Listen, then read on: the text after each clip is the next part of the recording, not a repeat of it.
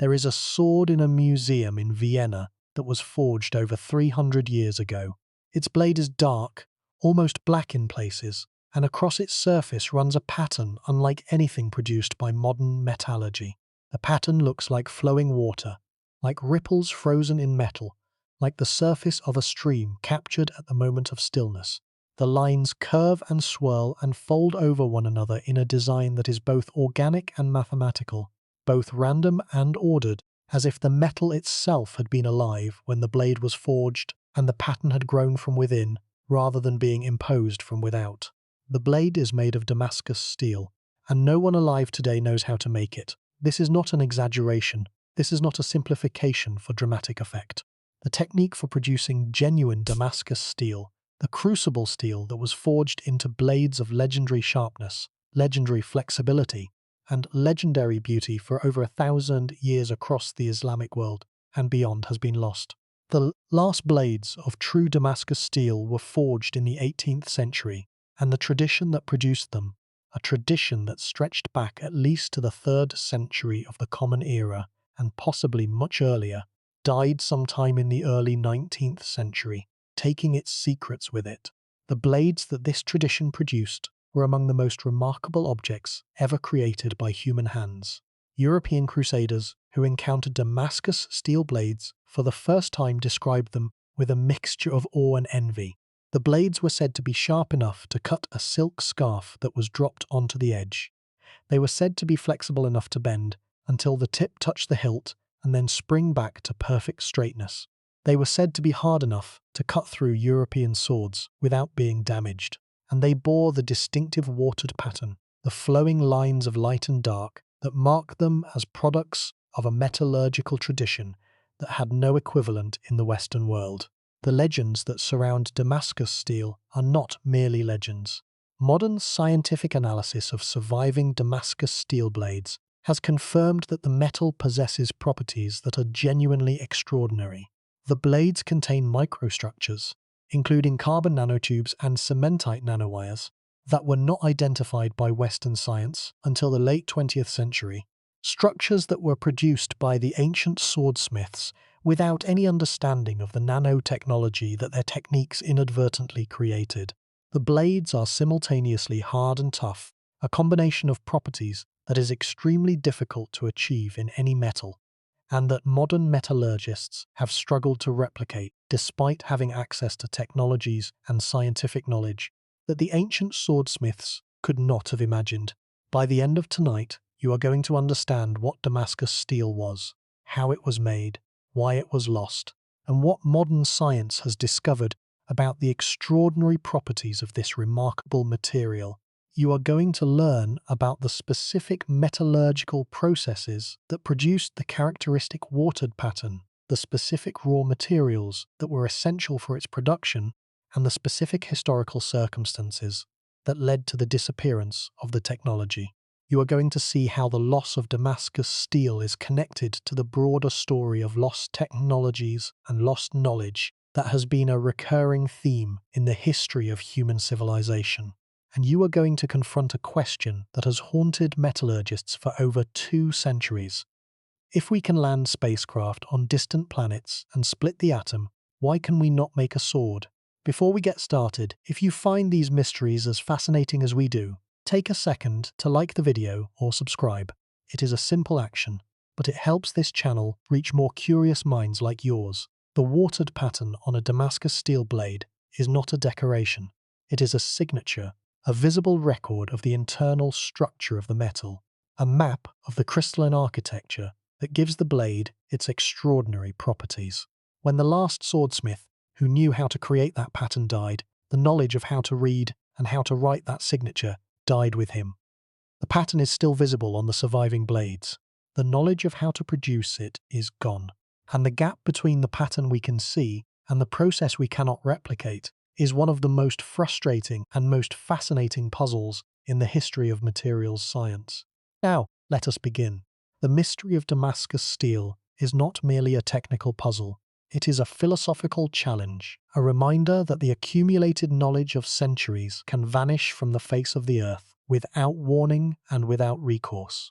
The swordsmiths who forged the last blades of Damascus steel did not leave behind any written instructions, any diagrams, any notes that might have allowed their successors to continue the tradition. The knowledge was in their hands, in their eyes, in the trained intuitions that told them when the metal was at the right temperature, when the hammer stroke should fall, when the blade should be quenched, and when those hands and those eyes and those intuitions were gone, the knowledge was gone with them, leaving behind only the blades themselves, silent and beautiful, products of a process that no one can explain. The blades that survive are scattered across the great museums of the world, in Vienna, in Istanbul, in London, in New York, in Tehran, in Delhi. Collectors pay extraordinary sums for authenticated Damascus steel blades, and the finest examples are valued not merely as weapons but as works of art, objects in which the beauty of the pattern and the perfection of the form represent the highest achievements of the metalworker's art. But for all their beauty and for all their value, the blades are orphans, separated from the knowledge that created them, products of a tradition that has been broken and that may never be restored. To understand Damascus steel, we must first understand what steel is and why the production of high-quality steel was one of the most important and most difficult technological challenges of the pre-modern world. Steel is an alloy of iron and carbon, a material that combines the strength of iron with the hardness that carbon provides. The properties of steel depend critically on the amount of carbon it contains, and on the way the carbon is distributed within the iron matrix. Too little carbon, and the steel is soft and easily deformed. Too much carbon, and the steel is hard but brittle, liable to shatter under impact. The ideal blade steel occupies a narrow range of carbon content, typically between about 1 and 1.5%, and the carbon must be distributed in a specific pattern of microstructures that gives the blade the combination of hardness, toughness, and flexibility that makes it effective as a weapon.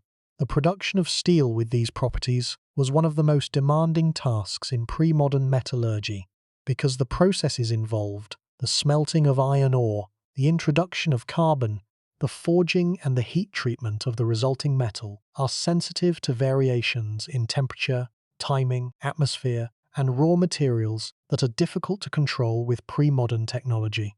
The ironsmiths of the ancient and medieval world did not understand the chemistry of carbon diffusion, the physics of phase transformations, or the crystallography of iron-carbon alloys that underlie the behavior of steel.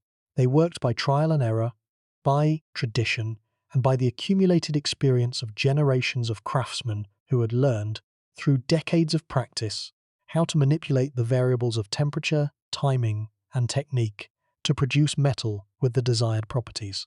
The history of steel production stretches back to at least the second millennium before the Common Era, when ironsmiths in Anatolia and the Near East began to produce iron tools and weapons that gradually replaced the bronze implements of the Bronze Age.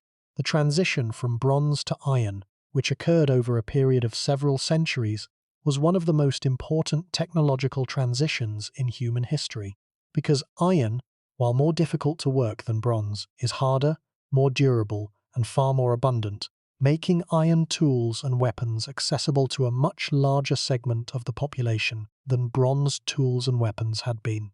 The development of steelmaking techniques, which involved the deliberate introduction of carbon into iron to improve its properties, occurred at different times and in different ways in different parts of the world.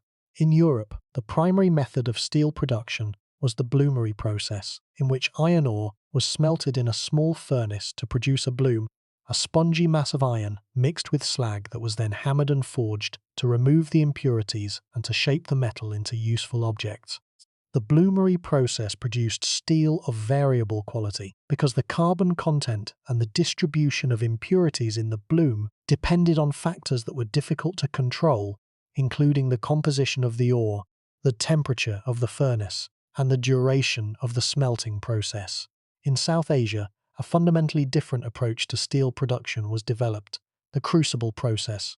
In the crucible process, pieces of iron were sealed in a small clay crucible along with organic material, such as wood, leaves, or charcoal, that served as a source of carbon. The The sealed crucible was then heated in a furnace to a temperature high enough to melt the iron, typically around 1300 to 1500 degrees Celsius. At these temperatures, the carbon from the organic material dissolved into the molten iron, producing a homogeneous alloy of iron and carbon, a steel, that solidified as the crucible cooled. The resulting ingot, which was known as a Wootz ingot, was a cake of high-carbon steel that could be forged into blades. The crucible steel process was the technology that produced Damascus steel. The Wootz ingots that were made in India and Sri Lanka were exported across the Indian Ocean trade networks to the smithing centers of the Middle East, where they were forged into the swords, daggers, and other edged weapons that were known to the Western world as Damascus steel. The name Damascus refers not to the city where the steel was produced, but to the city where many of the blades were sold, Damascus being one of the most important trading centers in the medieval Islamic world and a major market for high-quality edged weapons. The distinction between the production of the raw steel and the forging of the blades is an important one that is often overlooked in popular accounts of Damascus steel. The crucible steel was produced in India, primarily in the regions of southern India and Sri Lanka, that had access to the specific iron ores and the specific techniques that were required for the crucible process. The forging of the blades was carried out by a different group of craftsmen, working in a different part of the world, primarily in Persia, Syria, and other regions of the Islamic world. The two processes were complementary but distinct, and the loss of Damascus steel was the result of the failure of both processes, the failure of the Indian steel production, and the failure of the Middle East blade forging tradition. The Wootz ingots that were produced in India were not ordinary steel. They were high-carbon steel, containing between 1 and 2% carbon, a carbon content that is significantly higher than the carbon content of most modern structural steels. The high carbon content gave the steel its extraordinary hardness, but it also made the steel difficult to forge because high-carbon steel is more brittle than low-carbon steel and is more susceptible to cracking during the forging process. The art of forging Wootz steel into blades was therefore a specialized skill that required extensive training and experience, a skill that was not widely distributed and that was vulnerable to loss when the chain of apprenticeship was disrupted. The characteristic watered pattern that is the visual hallmark of Damascus steel is a direct result of the internal microstructure of the metal.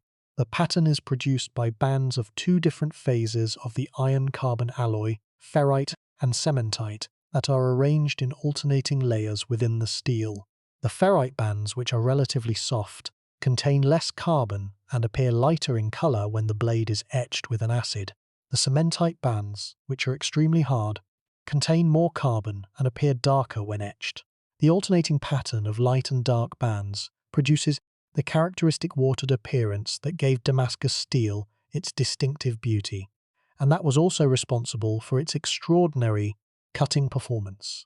The formation of this banded microstructure during the forging process was the central mystery of Damascus steel, because the process by which a homogeneous ingot of high-carbon steel could be transformed into a blade with a regular, repeating pattern of light and dark bands was not understood by the swordsmiths who performed it. The swordsmiths knew the techniques, the temperatures, the timing, and the methods of working the metal that produced the pattern, but they did not know the underlying metallurgical processes that caused the pattern to form. They possessed the practical knowledge of how to make Damascus steel without possessing the theoretical knowledge of why their techniques worked. The scale of the Damascus steel trade was considerable. Wootz ingots were produced in India in quantities sufficient to supply the blade forging workshops of the entire Islamic world, and the finished blades were traded across a vast geographical area from North Africa to Central Asia, from the Iberian Peninsula to the Indonesian archipelago. The trade in Wootz ingots and Damascus steel blades was one of the most important branches of the Indian Ocean trade network, and it connected the iron-producing regions of southern India with the metalworking centers of the Middle East in a commercial relationship that endured for over 1,000 years. The cultural significance of Damascus steel in the Islamic world extended far beyond its military utility. Damascus steel blades were objects of prestige and of beauty, valued not only for their cutting performance, but also for the artistic quality of their watered patterns. The finest Damascus steel blades were adorned with inscriptions, inlaid with gold or silver, and mounted in hilts of ivory, jade, or precious metal. They were given as diplomatic gifts, passed down as family heirlooms, and collected by connoisseurs who valued them as works of art as well as weapons of war. The production of Damascus steel blades was not merely a military industry. It was a cultural tradition that was deeply embedded in the social and the aesthetic values of the Islamic world. The European encounter with Damascus steel during the Crusades in the 11th, 12th, and 13th centuries brought the material to the attention of the Western world and generated a fascination with its properties that has continued to the present day. The Crusaders, who fought against Muslim armies equipped with Damascus steel weapons, were deeply impressed with the quality of the blades they encountered, and the legends of Damascus steel's extraordinary sharpness and durability became a staple of European military lore. The European sword makers attempted to replicate the properties of Damascus steel, but their efforts were unsuccessful because they did not understand the crucible steel process that was the foundation of the technology. The European pattern-welded steel, which is sometimes confused with Damascus steel, is a fundamentally different material produced by a fundamentally different process. Pattern-welded steel is made by forge welding together multiple layers of steel with different carbon contents, folding and twisting the layers to produce a pattern of light and dark bands on the surface of the blade. While pattern-welded blades can be beautiful and effective weapons, they do not possess the same microstructural characteristics as true Damascus steel, and the patterns they display, while visually similar, are produced by a different mechanism. The confusion between pattern-welded steel and true Damascus steel has persisted for centuries and continues to cause misunderstandings in popular discussions of the subject. The chemistry of the Wootz process deserves more detailed examination, because it is the foundation on which the entire Damascus steel tradition was built. The crucible process that produced Wootz steel was fundamentally different from the European steelmaking processes that dominated the Western metallurgical tradition. In the European bloomery process, iron ore was smelted at temperatures below the melting point of iron, producing a solid mass of metal that was never fully liquid and that retained impurities that had to be removed by hammering and forging. In the crucible process, the iron was heated to temperatures above its melting point, producing a fully liquid metal that was chemically homogeneous and that solidified as a single, uniform ingot. The advantage of the crucible process was that it produced a steel of much greater homogeneity and much higher carbon content than the bloomery process could achieve. The molten steel in the crucible was a uniform solution of iron and carbon, with the carbon distributed evenly throughout the liquid. As the crucible cooled, the iron and the carbon began to solidify, and the specific pattern of solidification determined the microstructure of the resulting steel. The control of this solidification process, which depended on the cooling rate, the composition of the steel, and the presence of trace elements, was one of the most important aspects of the Wootz maker's skill. The temperatures required for the crucible process were extremely high, ranging from approximately 1300 to 1500 degrees Celsius, and the achievement of these temperatures using pre-modern furnace technology was itself a significant accomplishment. The Indian smelters used a variety of furnace designs to achieve the necessary temperatures, including pit furnaces, above-ground furnaces, and wind-powered furnaces that used natural air currents to provide the draft that sustained the high temperatures. The fuel was charcoal, which was produced by burning wood in controlled conditions, and the consumption of charcoal for Wootz production was substantial, requiring large quantities of wood and contributing to the deforestation of the smelting regions. The sealed crucible that was used in the Wootz process served several functions. It contained the molten metal, preventing it from oxidizing in the atmosphere of the furnace. It provided a controlled chemical environment in which the carbon content of the steel could be precisely regulated, and it allowed the metal to solidify slowly under conditions that promoted the formation of the microstructural features that characterized high-quality Wootz. The sealing of the crucible was typically achieved by luting, the application of a clay-based paste, to the joints between the crucible body and its lid, and the effectiveness of the seal was an important factor in the quality of the resulting steel. The cooling rate of the crucible after the melting process was completed was a critical variable that influenced the microstructure of the resulting Wootz. Slow cooling promoted the formation of large cementite particles and the development of the banded structure that produced the characteristic watered pattern. Rapid cooling, by contrast, produced a more uniform distribution of carbon and a less well-developed pattern. The smelters controlled the cooling rate by varying the insulation around the crucible and by controlling the rate at which the furnace temperature was reduced after the melting was completed. The Wootz ingot that was produced by the crucible process was a small, roughly circular cake of steel, typically weighing between 1 and 2 kilograms. The ingot had a characteristic convex top surface, produced by the contraction of the metal as it solidified, and a rough bottom surface that corresponded to the shape of the crucible interior. The quality of the ingot was assessed by visual examination of the surface, which could reveal information about the carbon content, the distribution of the carbon, and the presence of defects. The most experienced smelters could judge the quality of an ingot by its appearance, its weight, and its sound when struck, assessments that required the kind of trained sensory judgment that constitutes tacit knowledge.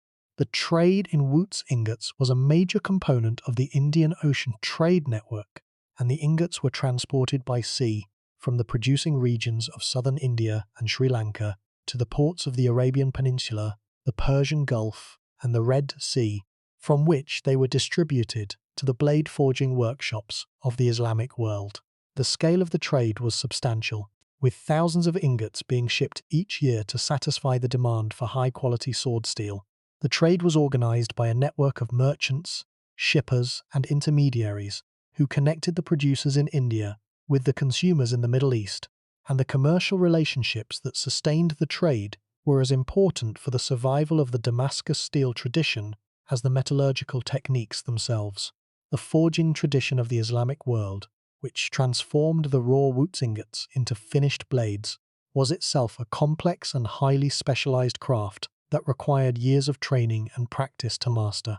The swordsmiths of Persia, Syria, Egypt, and other parts of the Islamic world developed distinctive forging techniques that were adapted to the specific properties of Wootz steel, and that were designed to produce blades with specific patterns, specific shapes, and specific performance characteristics. The forging of Wootz steel was particularly challenging because of the high carbon content of the material. High-carbon steel is more brittle than low-carbon steel, and it is more susceptible to cracking during the forging process. The swordsmiths had to work the metal within a narrow range of temperatures, hot enough to make the steel malleable, but not so hot that the carbon would be burned out, or that the cementite structure would be disrupted. The control of the forging temperature was achieved by observing the color of the metal, a technique that required extensive experience, and that was subject to errors under the variable lighting conditions of the forge. The specific forging techniques that produced the watered pattern were trade secrets that were transmitted through the apprenticeship system, and that varied from one workshop to another. Some swordsmiths used techniques of twisting and folding that manipulated the banded structure of the steel to produce specific patterns. Others used techniques of hammering and drawing that stretched the banded structure along the length of the blade. The specific sequence of forging operations, the specific temperatures at which each operation was performed, and the specific methods of working the metal were all closely guarded secrets that were the intellectual property of the individual workshops, and that were transmitted from master to apprentice through personal instruction. The heat treatment of the finished blade was the final step in the forging process, and it was one of the most critical. The heat treatment, which involved heating the blade to a specific temperature and then quenching it in a cooling medium, determined the final hardness and the final toughness of the blade. The cooling medium that was used for the quenching, which could include water, oil, animal fat, or various proprietary mixtures, influenced the rate at which the blade cooled and thereby influenced the final properties of the metal. The selection of the appropriate cooling medium and the control of the quenching process were critical skills that required extensive experience and that were among the most closely guarded aspects of the swordsmith's craft. The etching process that revealed the watered pattern on the surface of the finished blade was the last step in the production of a Damascus steel weapon. The blade was immersed in a mildly acidic solution, typically a solution of iron chloride or a natural acid such as citrus juice, that selectively dissolved the softer ferrite bands while leaving the harder cementite bands intact. The differential dissolution produced a surface texture in which the cementite bands stood slightly above the ferrite bands, creating the characteristic watered pattern that is the visual hallmark of Damascus steel. The etching process was an art in itself, requiring careful control of the acid concentration, the immersion time, and the temperature to produce a pattern of optimal clarity and beauty. The classification of Damascus steel patterns by name and type was an important aspect of the trade in Damascus steel blades. The Islamic sources describe numerous named patterns, each of which was associated with specific qualities and specific values. The ladder pattern, the rose pattern, the Muhammad's ladder pattern, and the Kirk-Nardaban or 40 steps pattern are among the named patterns that appear in the historical sources, and each was produced by specific forging techniques and was valued by collectors and connoisseurs for its aesthetic qualities. The system of pattern classification reflects the sophistication of the Damascus steel tradition and the importance that was placed on the aesthetic quality of the blade, as well as its functional performance. The Silk Road and the Indian Ocean trade networks that carried Wootz ingots from India to the Middle East were among the most important commercial arteries of the medieval world, and the trade in steel was only one component of a vast system of exchange that connected the civilizations of Asia, the Middle East, Africa, and Europe.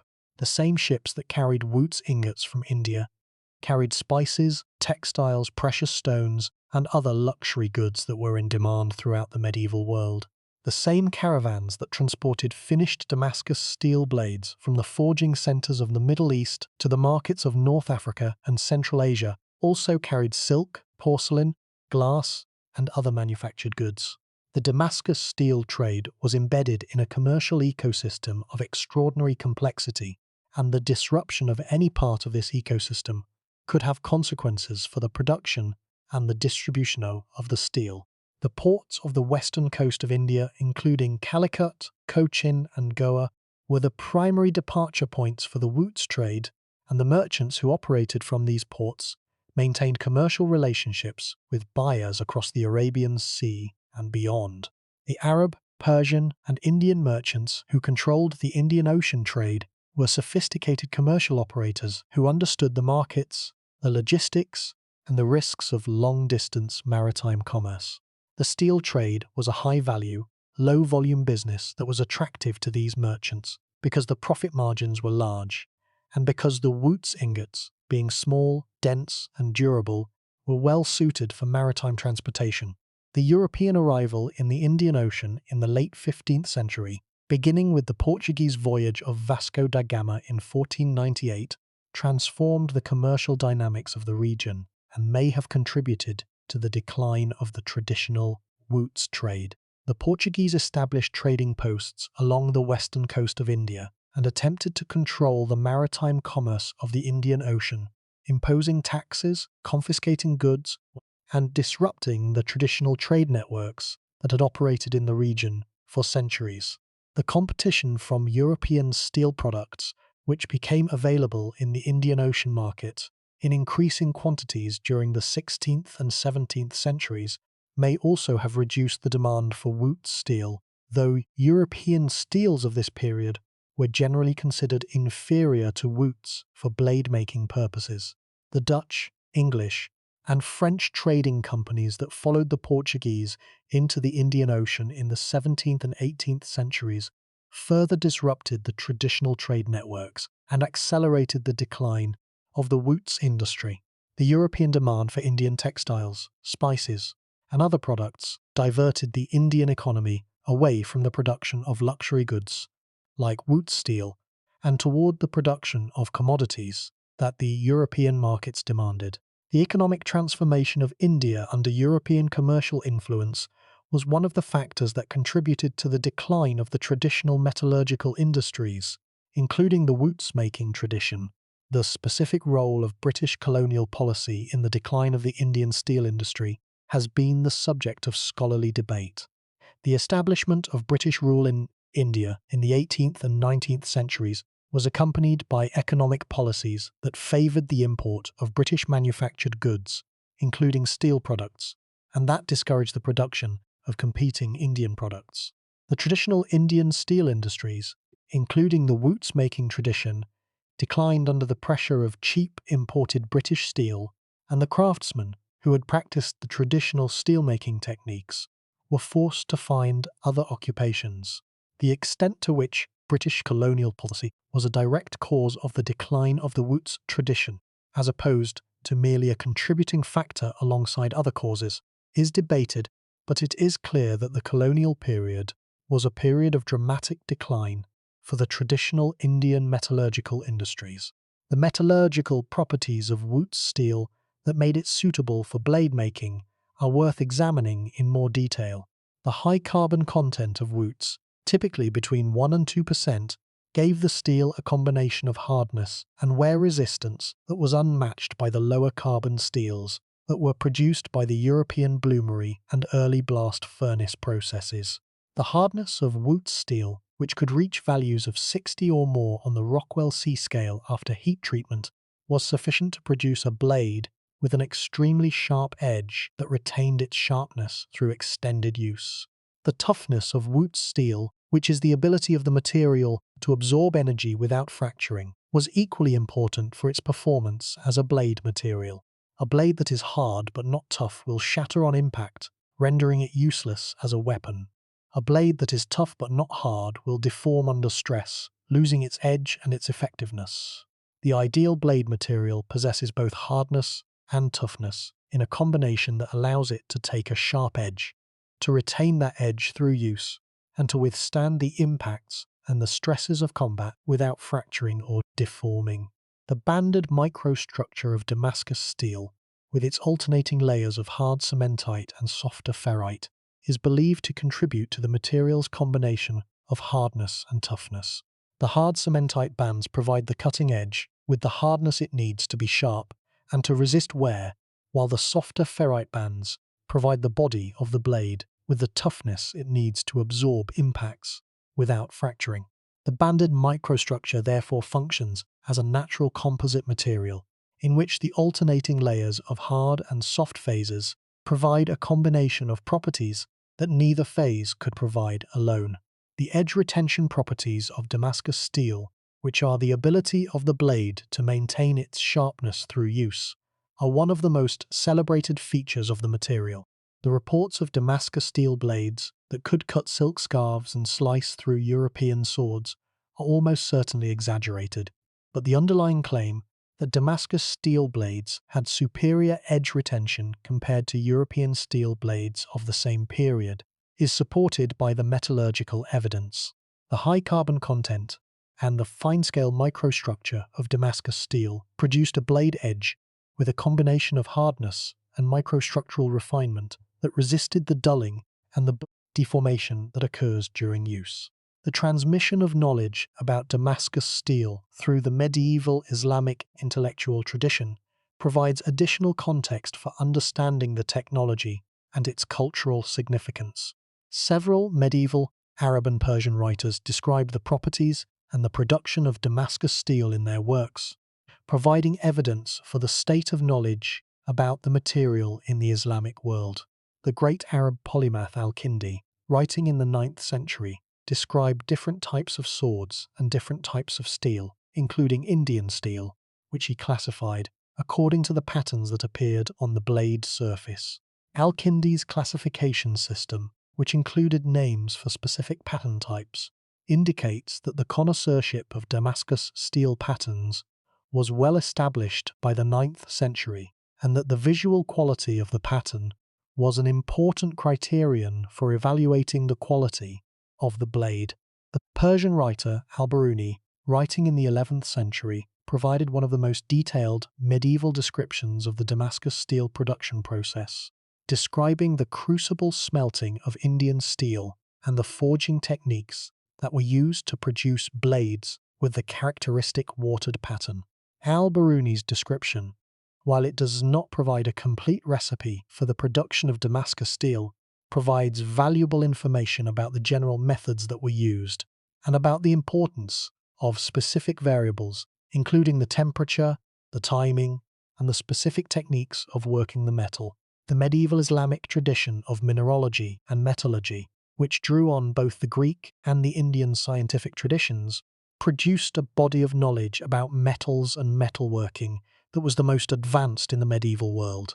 The Islamic metallurgists understood the distinction between different types of iron and steel.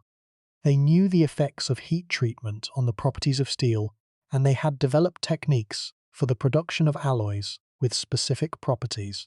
This body of metallurgical knowledge provided the intellectual context within which the Damascus steel tradition operated, and the swordsmiths who forged Damascus blades were working within a tradition of metalworking that valued both practical skill and theoretical understanding. The relationship between Damascus steel and the broader history of metallurgy in the Indian subcontinent provides additional context for understanding the significance of the Wootz tradition. India has been a major centre of metallurgical innovation throughout its history, producing a range of metallic materials and metalworking techniques that were among the most advanced in the pre-modern world. The Iron Pillar of Delhi, which was erected in approximately the 4th century of the Common Era, and which has resisted corrosion for over 1600 years, is a testament to the sophistication of Indian metallurgy and to the quality of the iron that Indian smelters were able to produce.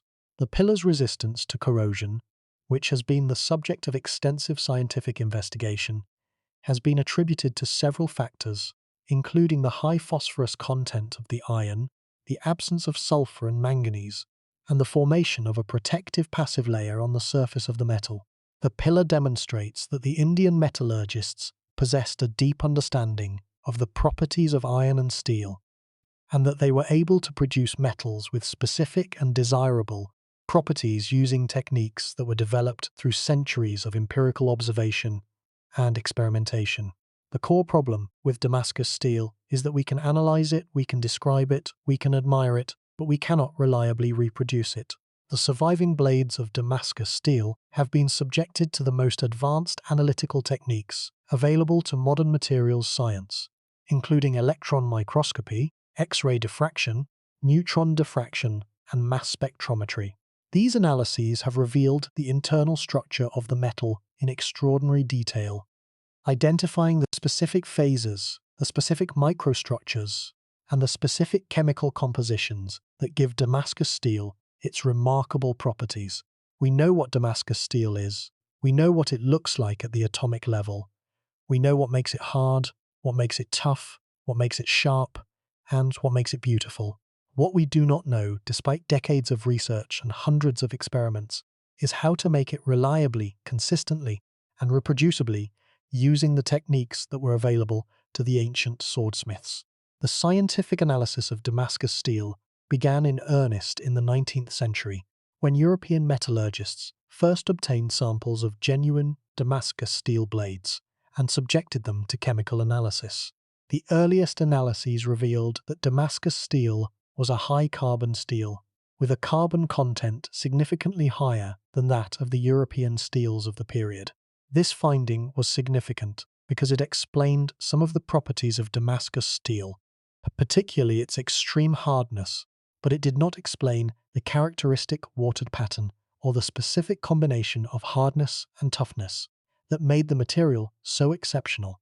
The modern era of Damascus steel research began in the 1980s and 90s, when advances in materials science provided new tools for analyzing the microstructure of the metal at scales that had previously been inaccessible.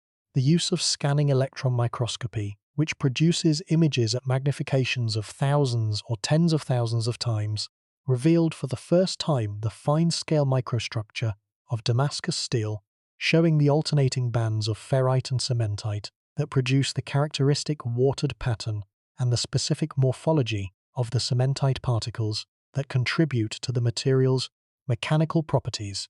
But here is the problem. The discovery in 2006 by Peter Parfafler and his colleagues at the Technical University of Dresden that Damascus steel blades contain carbon nanotubes and cementite nanowires was one of the most astonishing findings in the history of materials science. Carbon nanotubes, which are cylindrical structures composed of carbon atoms arranged in a hexagonal lattice, were first identified by Western science in 1991 and are considered one of the most important materials of modern nanotechnology.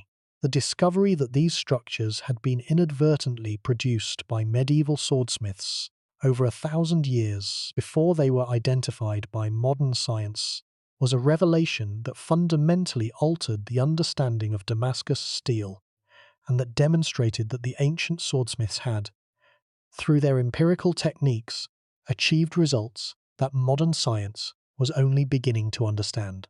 The carbon nanotubes and cementite nanowires that have been identified in Damascus steel blades are believed to have formed during the forging process. As a result of the specific temperatures, the specific heating and cooling rates, and the specific chemical environment that the swordsmiths created through their techniques, the nanotubes are thought to encapsulate cementite particles, protecting them from dissolution during the forging process and contributing to the banded microstructure that produces the watered pattern. The formation of these nanostructures is believed to depend on the presence of specific trace elements in the steel, including vanadium, molybdenum, chromium, manganese, and other elements that were present as impurities in the iron ore from which the Wootz ingots were produced. And it gets worse. The dependence of the Damascus steel microstructure on specific trace elements is one of the most important clues to the mystery of the technology's loss. The iron ores that were used to produce the Wootz ingots in India contained specific trace elements in specific proportions that were essential for the formation of the characteristic microstructure. These trace elements acted as catalysts and as grain refining agents during the solidification and the forging of the steel, promoting the formation of the banded cementite pattern that produced the watered appearance. When the specific ore sources that provided these trace elements were exhausted, or when the supply chains that transported the ores to the smelting centers were disrupted, the resulting steel no longer contained the trace elements that were necessary for the formation of the Damascus pattern, and the technology failed. The role of trace elements in the formation of Damascus steel has been confirmed by experimental studies in which researchers have attempted to reproduce the Damascus microstructure using steels of different compositions. These experiments have shown that the characteristic banded pattern can be produced only in steels that contain specific trace elements in specific proportions, and that the absence of these elements results in a steel that, while it may be chemically similar to Damascus steel in its overall composition, does not develop the microstructural features that produce the watered pattern. The trace elements that have been identified as most important for the formation of the Damascus pattern include vanadium, which promotes the formation of vanadium carbides that serve as nucleation sites for the cementite bands, and molybdenum, which slows the rate of carbon diffusion and thereby promotes the formation of the banded structure. The specific ore sources that provided the trace elements necessary for Damascus steel production have been the subject of considerable research. The iron ores of southern India, particularly those from the regions of Karnataka, Tamil Nadu, and Sri Lanka, have been analysed to determine their trace element compositions, and some of these ores have been found to contain the vanadium, molybdenum, and other elements that are necessary for the formation of the Damascus microstructure. The exhaustion of specific ore deposits that contained the optimal combination of trace elements is one of the most plausible explanations for the decline and the eventual disappearance of Damascus. Steel production. The forging process itself was equally critical to the production of Damascus steel, and the loss of the specific forging techniques that were used by the swordsmiths is another factor that contributed to the technology's disappearance. The forging of Wootz steel into a blade with a well-developed watered pattern required a specific sequence of heating, working, and cooling operations that had to be performed within narrow ranges of temperature and timing. The swordsmiths controlled the temperature of the steel by observing the color of the metal, a technique that required years of experience to master, and that was subject to errors that could ruin the blade. The timing of the forging operations, the number of heating and cooling cycles, and the specific methods of working the metal were all critical variables that had to be controlled with precision.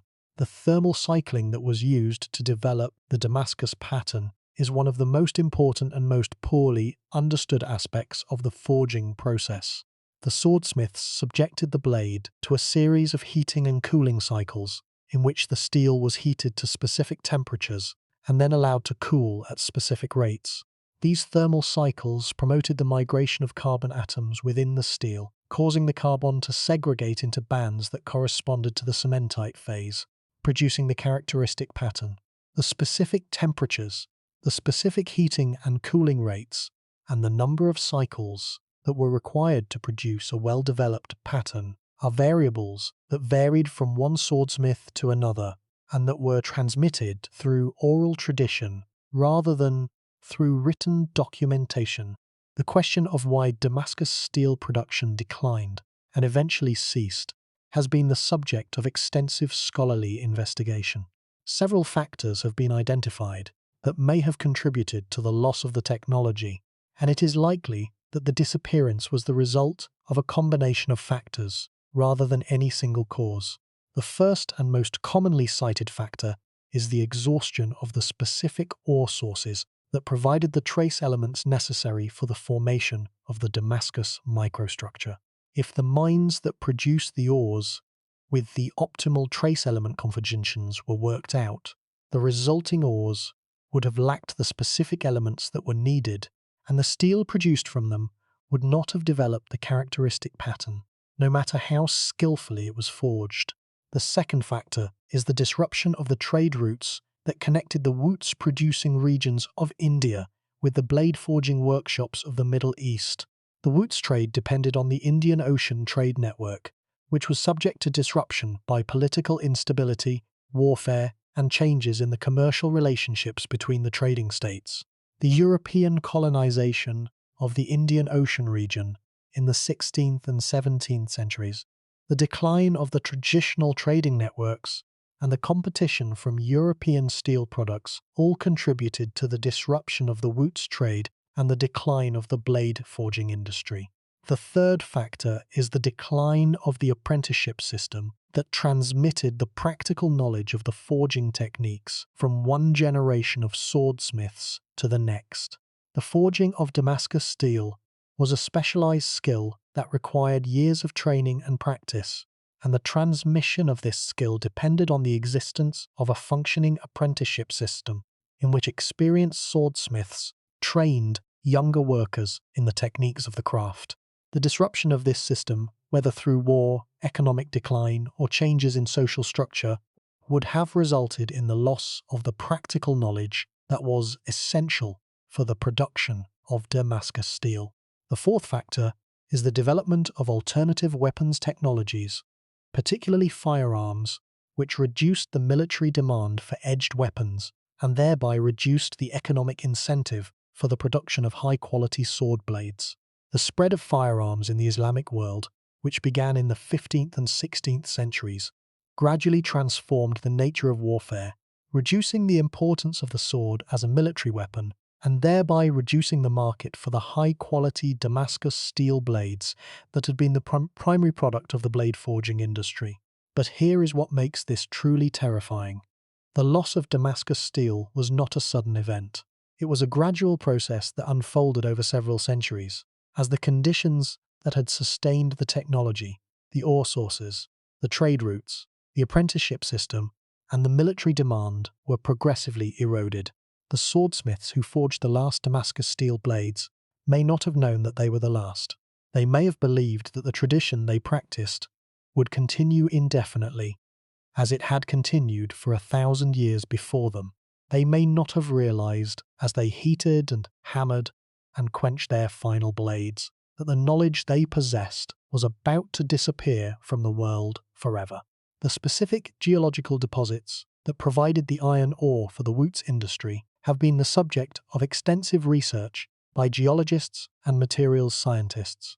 The iron ores of the Salem district of Tamil Nadu, the iron ores of the Kodumanal region of Tamil Nadu, and the iron sands of the northeastern coast of Sri Lanka have all been identified as potential sources of the ores that were used to produce Wootz, and the trace element compositions of these ores have been analysed to determine their suitability for the production of Damascus quality steel. The results of these analyses have shown that some of the Indian and Sri Lankan iron ores do contain the specific trace elements, particularly vanadium and molybdenum, that have been identified as essential for the formation of the Damascus microstructure. But the distribution of these elements within the ore deposits is not uniform, and the specific locations and the specific veins within a deposit that provided the optimal ore composition may have been limited in extent.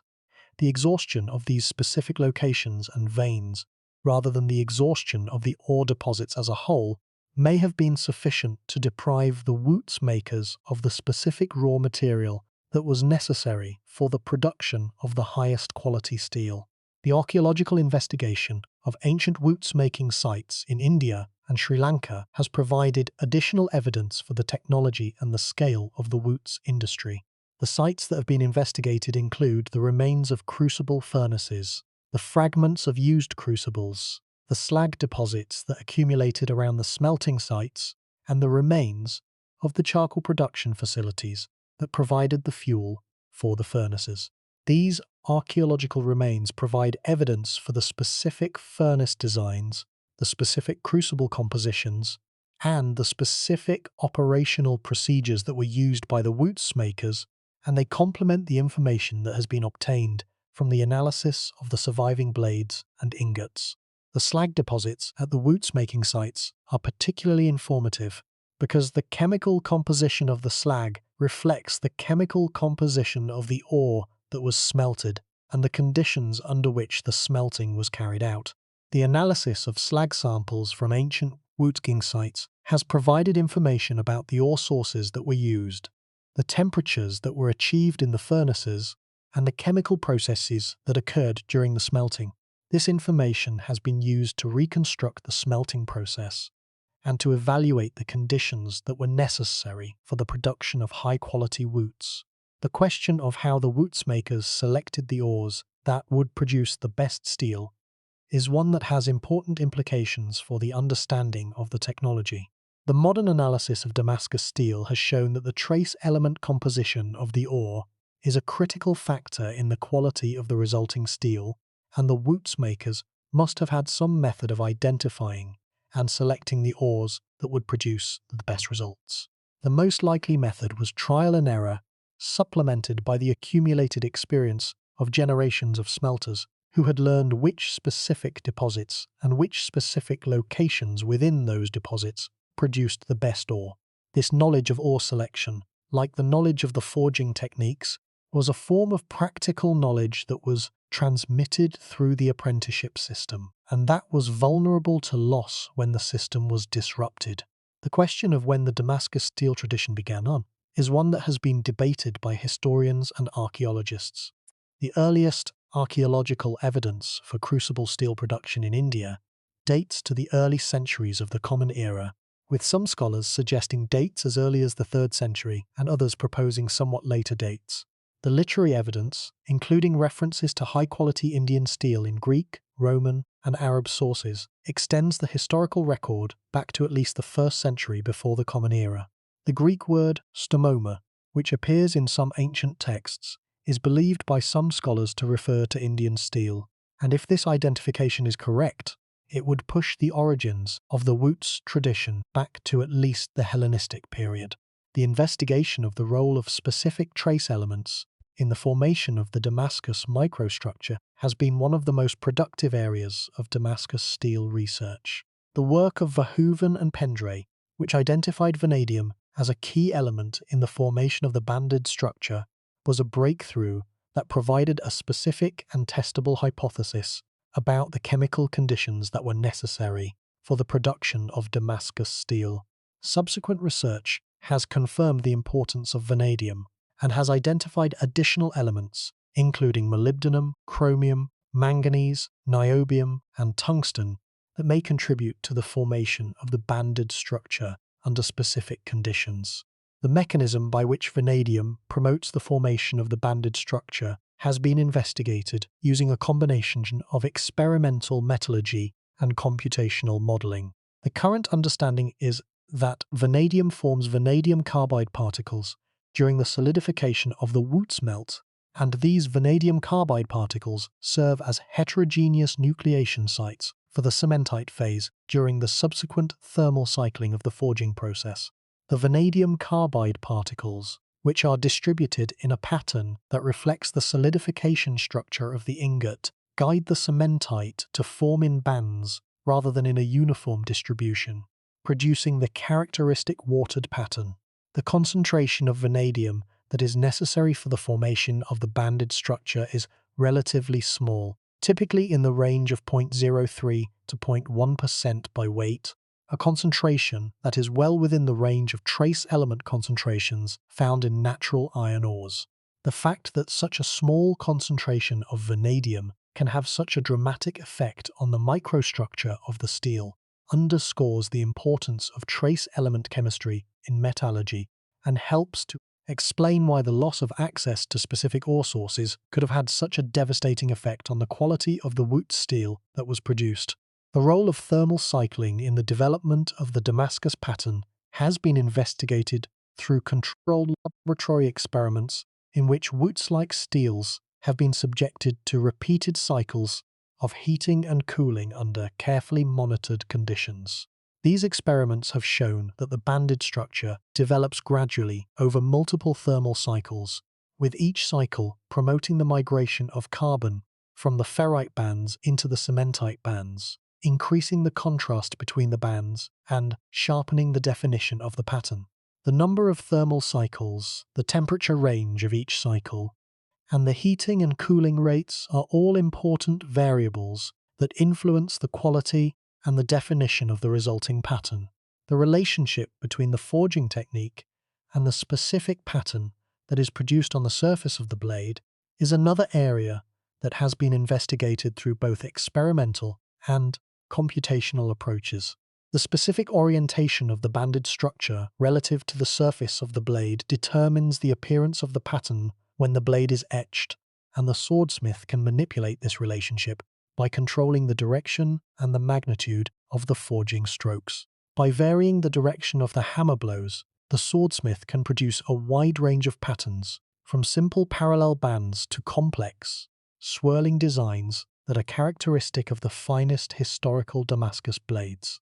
The specific phases that are present in Damascus steel and their arrangement within the microstructure of the blade are central to understanding the material's properties. The two primary phases in Damascus steel are ferrite and cementite. Ferrite is a body-centered cubic crystal structure of iron that contains very little carbon, typically less than 0.02%. Ferrite is relatively soft and ductile, and it provides the toughness and the deformability that allow the blade to absorb impacts without fracturing. Cementite, also known as iron carbide, is a compound of iron and carbon with the chemical formula iron 3 carbon.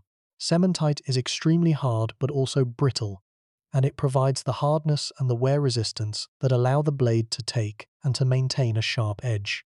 The arrangement of these two phases within the microstructure of the blade is what produces the characteristic Damascus pattern and what gives the material its unique combination of properties.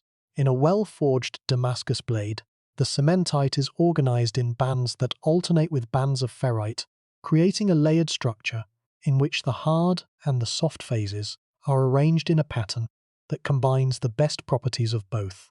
The cementite bands provide the hardness that the cutting edge requires, while the ferrite bands provide the toughness that the body of the blade requires, and the combination of the two produces a material that is harder than pure ferrite and tougher than pure cementite.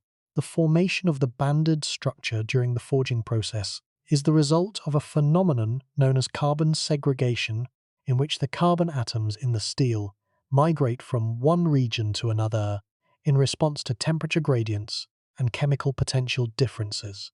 During the thermal cycling that is part of the forging's process, the carbon atoms move from the regions of lower carbon concentration to the regions of higher carbon concentration, a process that is driven by the thermodynamic tendency of the system to minimize its free energy. The result is the progressive development of the banded structure, with the carbon-rich cementite phase concentrating in bands that alternate with the carbon-poor ferrite phase. The rate at which the banded structure develops depends on the temperature, the time, and the specific composition of the steel. Higher temperatures promote faster carbon diffusion, and therefore faster development of the banded structure. Longer hold times at temperature allow more carbon to migrate and therefore produce a more well-developed pattern. And the presence of specific trace elements, particularly vanadium, promotes the formation of the banded structure by providing nucleation sites for the cementite phase, and by slowing the rate of carbon diffusion in specific regions of the steel. The role of the solidification structure of the Wootz ingot in the formation of the Damascus pattern is another important aspect of the process. When the Wootz melt solidifies in the crucible, the alloying elements, including carbon and the trace elements, are not distributed uniformly throughout the solidified ingot. Instead, they are concentrated in specific regions of the ingot, following a pattern that is determined by the solidification process. This solidification-induced segregation produces a pattern of chemical variation within the ingot that serves as the template for the banded structure that develops during the subsequent forging process. The banded structure of the forged blade is therefore a reflection of the solidification structure of the ingot from which it was forged, modified and refined by the thermal cycling and the mechanical working of the forging process. The interaction between the solidification structure and the forging process creates the specific pattern that appears on the surface of the finished blade. The pattern is not random. It is a systematic arrangement of bands that reflects the interplay between the chemical segregation that occurred during solidification and the mechanical deformation and thermal processing that occurred during forging. The skill of the swordsmith lay in manipulating this interplay, using specific techniques of heating, hammering, and cooling to produce patterns of specific character and quality. The question of whether the carbon nanotubes found in Damascus steel are essential for the material's properties or merely incidental features of the forging process is one that has been debated by researchers since the discovery of the nanotubes in 2006. Some researchers have argued that the nanotubes contribute significantly to the mechanical properties of the steel, providing reinforcement at the nanoscale that enhances the hardness and the wear resistance of the material. Others have argued that the nanotubes are too few in number and too small in size to have a significant effect on the bulk properties of the steel, and that the exceptional properties of Damascus steel are adequately explained by the banded microstructure and the specific morphology of the cementite particles without invoking the nanotubes.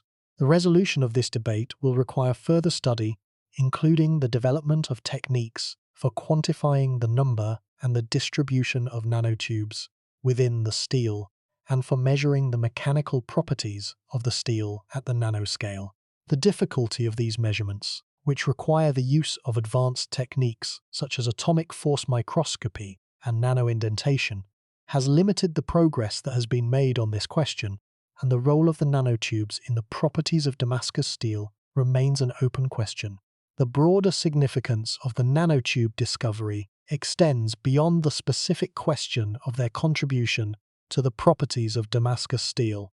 The discovery demonstrated that nanostructured materials could be produced by empirical techniques. Without any understanding of nanotechnology, and that the resulting nanostructures could have properties that are relevant to modern materials science. This finding has stimulated research into the conditions under which nanostructures form during the processing of metals, and it has raised the possibility that other traditional metalworking techniques may also produce nanostructured materials with unusual properties. The investigation of other traditional metalworking traditions for the presence of nanostructures has been inspired by the Damascus Steel discovery and has produced some preliminary results. The analysis of traditional Japanese sword steel, for example, has revealed microstructural features that are distinct from those of modern steels and that may contribute to the exceptional properties of Japanese blades. The analysis of traditional African steelmaking products has revealed evidence of sophisticated metallurgical practices that produced steels with specific and intentional microstructural features.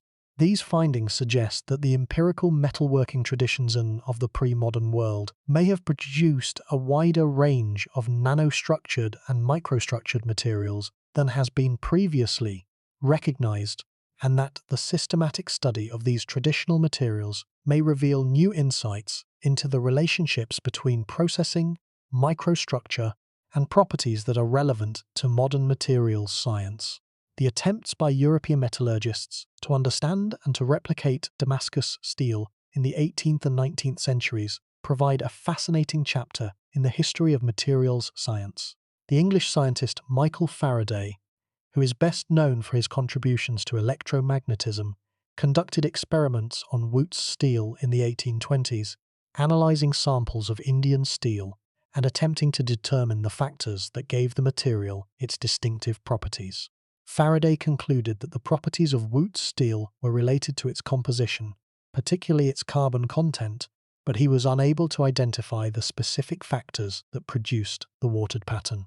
The French metallurgist Jean-Robert Briant, working in the early 19th century, conducted a systematic study of Wootz steel that was one of the first to apply the methods of modern chemistry to the analysis of the material. Briant analyzed samples of Wootz and identified the presence of carbon, silicon, and other elements in the steel, and he conducted experiments in which he attempted to produce Wootz-like steel by melting iron with various carbonaceous materials. Briant's experiments produced high-carbon steels, but he was unable to produce the characteristic watered pattern, a failure that highlighted the importance of factors beyond simple composition in the production of Damascus steel. The English metallurgist Henry Wilkinson, working in the mid-19th century, conducted experiments in which he attempted to reproduce the forging techniques that the Middle Eastern swordsmiths had used to produce the Damascus pattern. Wilkinson obtained samples of Wootz steel from India and subjected them to various forging and heat treatment procedures, attempting to develop a watered pattern.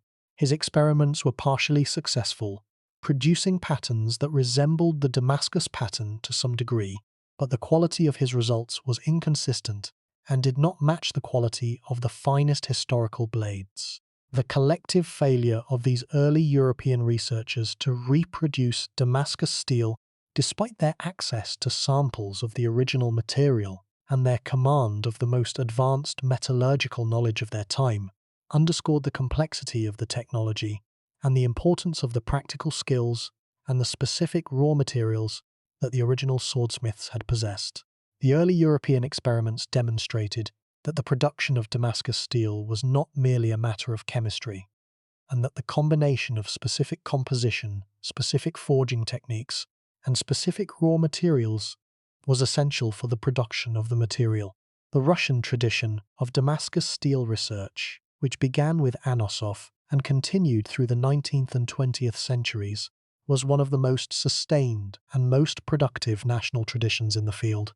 The Russian metallurgists were motivated by both scientific curiosity and military interest, and their research was supported by the Russian government, which recognized the potential military applications of a superior blade material. The Russian research tradition produced important contributions to the understanding of crucible steelmaking and of the metallurgy of high-carbon steels, and it established a framework of knowledge that influenced subsequent researchers around the world. The question of whether The traditional Wootz making techniques are still practiced anywhere in the world is one that has been investigated by ethnographers and by researchers who have travelled to the traditional smelting regions of India and Sri Lanka. A few traditional smelters in southern India have been documented as continuing to practice the crucible smelting of iron, using techniques that may be related to the historical Wootz tradition. These surviving practitioners, who work in remote rural areas using simple equipment and locally available materials, represent the last living link to the tradition that produced Damascus Steel, and the documentation of their techniques is an urgent priority for researchers who seek to preserve the knowledge before it is lost entirely. The documentation of these surviving traditional smelters has provided valuable information about the crucible smelting process, including the specific furnace designs, the specific crucible compositions, the specific charge materials, and the specific operational procedures that are used. The comparison of these modern techniques with the archaeological evidence from historical smelting sites has revealed both similarities and differences, suggesting that the modern practitioners preserve some elements of the historical tradition while having modified others in response to changing conditions and available materials. The investigation of the specific furnace designs that were used by the Indian Wootz makers has been an important aspect of the archaeological and experimental research on Damascus Steel. The archaeological remains of Wootz-making sites in southern India and Sri Lanka include the foundations and the remains of furnaces that were used to heat the sealed crucibles to the temperatures required for melting the steel. These furnaces, which were typically made of clay and stone, were designed to achieve and to maintain temperatures of 1300 to 1500 degrees Celsius for extended periods, a feat that required careful attention to the design of the furnace, the management of the air supply, and the quality and the quantity of the charcoal fuel. The furnace designs that have been documented at archaeological sites include both open-top designs, in which the crucibles were placed in a pit and surrounded by charcoal that was ignited and kept burning by natural or forced draft, and closed designs in which the crucibles were enclosed in a chamber that could be sealed to control the atmosphere and the temperature. The choice of furnace design influenced the temperature that could be achieved, the uniformity of the heating, and the atmosphere within the furnace, all of which affected the quality of the resulting steel. The use of forced draft, provided by bellows or by natural wind, was an important technique for achieving the high temperatures required for the crucible process. The bellows-operated furnaces, which used manually powered bellows to force air into the combustion zone, could achieve higher temperatures and more uniform heating than the natural draft furnaces, and they were probably used for the production of the highest quality Wootz. The wind-powered furnaces, which relied on natural wind to provide the draft, were simpler and less expensive to operate, but they were dependent on weather conditions and were less controllable than the bellows-operated furnaces. The specific temperatures that were achieved in the Wootz-making furnace have been estimated through a combination of archaeological evidence and experimental reconstruction. The analysis of the crucible fragments and the slag deposits from archaeological sites has revealed information about the temperatures that were achieved, and the experimental reproduction of the crucible smelting process using replica furnaces has provided practical confirmation of the temperature estimates. The results indicate that the Wootz-making furnaces were capable of achieving temperatures in the range of 1300 to 1500 degrees Celsius, temperatures that are consistent with the melting of high-carbon steel, and that represent a significant achievement of pre-modern furnace technology. The specific techniques that the Wootz makers use to assess the quality of their product are another aspect of the tradition that has been investigated through ethnographic observation and historical research. The experienced Wootz makers could assess the quality of an ingot by its appearance, its weight, its density, and the sound it produced when struck. A high-quality Wootz ingot would have a smooth, convex top surface, a consistent color, a specific weight relative to its size, and a clear, ringing sound when struck. These sensory assessments, which required years of experience to develop, allowed the Wootz makers to evaluate the quality of their products without the need for chemical analysis or microscopic examination, and they were an important component of the practical knowledge that sustained the tradition. The relationship between the Wootz making tradition and the broader cultural and social context of the communities in which the Wootz makers lived is another dimension of the technology that deserves attention. The Wootz makers were members of specific caste and occupational groups within the social structure of Indian society, and their craft was embedded in a web of social relationships, religious beliefs, and cultural practices that gave it meaning and significance beyond its purely economic or technological dimensions. The production of Wootz was sometimes accompanied by rituals and prayers that reflected the belief that the quality of the steel was influenced by spiritual as well as material factors, and the social status of the Wootz makers within their communities was determined in part by the quality of the steel they produced. The decline of the Wootz making tradition was therefore not merely a technological or economic event. It was a social and cultural event that affected the status, the identity, and the livelihoods of the communities that had sustained the tradition for centuries. The Wootz makers, who were forced to abandon their craft by the decline of demand and the competition from imported steel, lost not only their economic livelihood, but also their social identity, their cultural heritage, and their connection to a tradition that had defined their families and their communities for generations. The human cost of the loss of Damascus steel is therefore measured not only in the technological knowledge that was lost, but also in the social and the cultural disruption that accompanied the technology's decline. The mechanical testing of surviving Damascus steel blades and of modern reproductions has provided quantitative data about the material's properties that complements the qualitative descriptions in the historical sources. The hardness of surviving blades, measured using modern hardness testing techniques, has been found to range from approximately 40 to 60 on the Rockwell C scale, depending on the specific region of the blade and the specific heat treatment that was applied. These hardness values are comparable to those of modern high-carbon tool steels and are consistent with the historical reports of Damascus steel's excellent cutting performance and edge retention. The tensile strength and the toughness of Damascus steel have been more difficult to measure because the testing of surviving historical blades requires the destruction of material that is irreplaceable and that museum curators are understandably reluctant to sacrifice.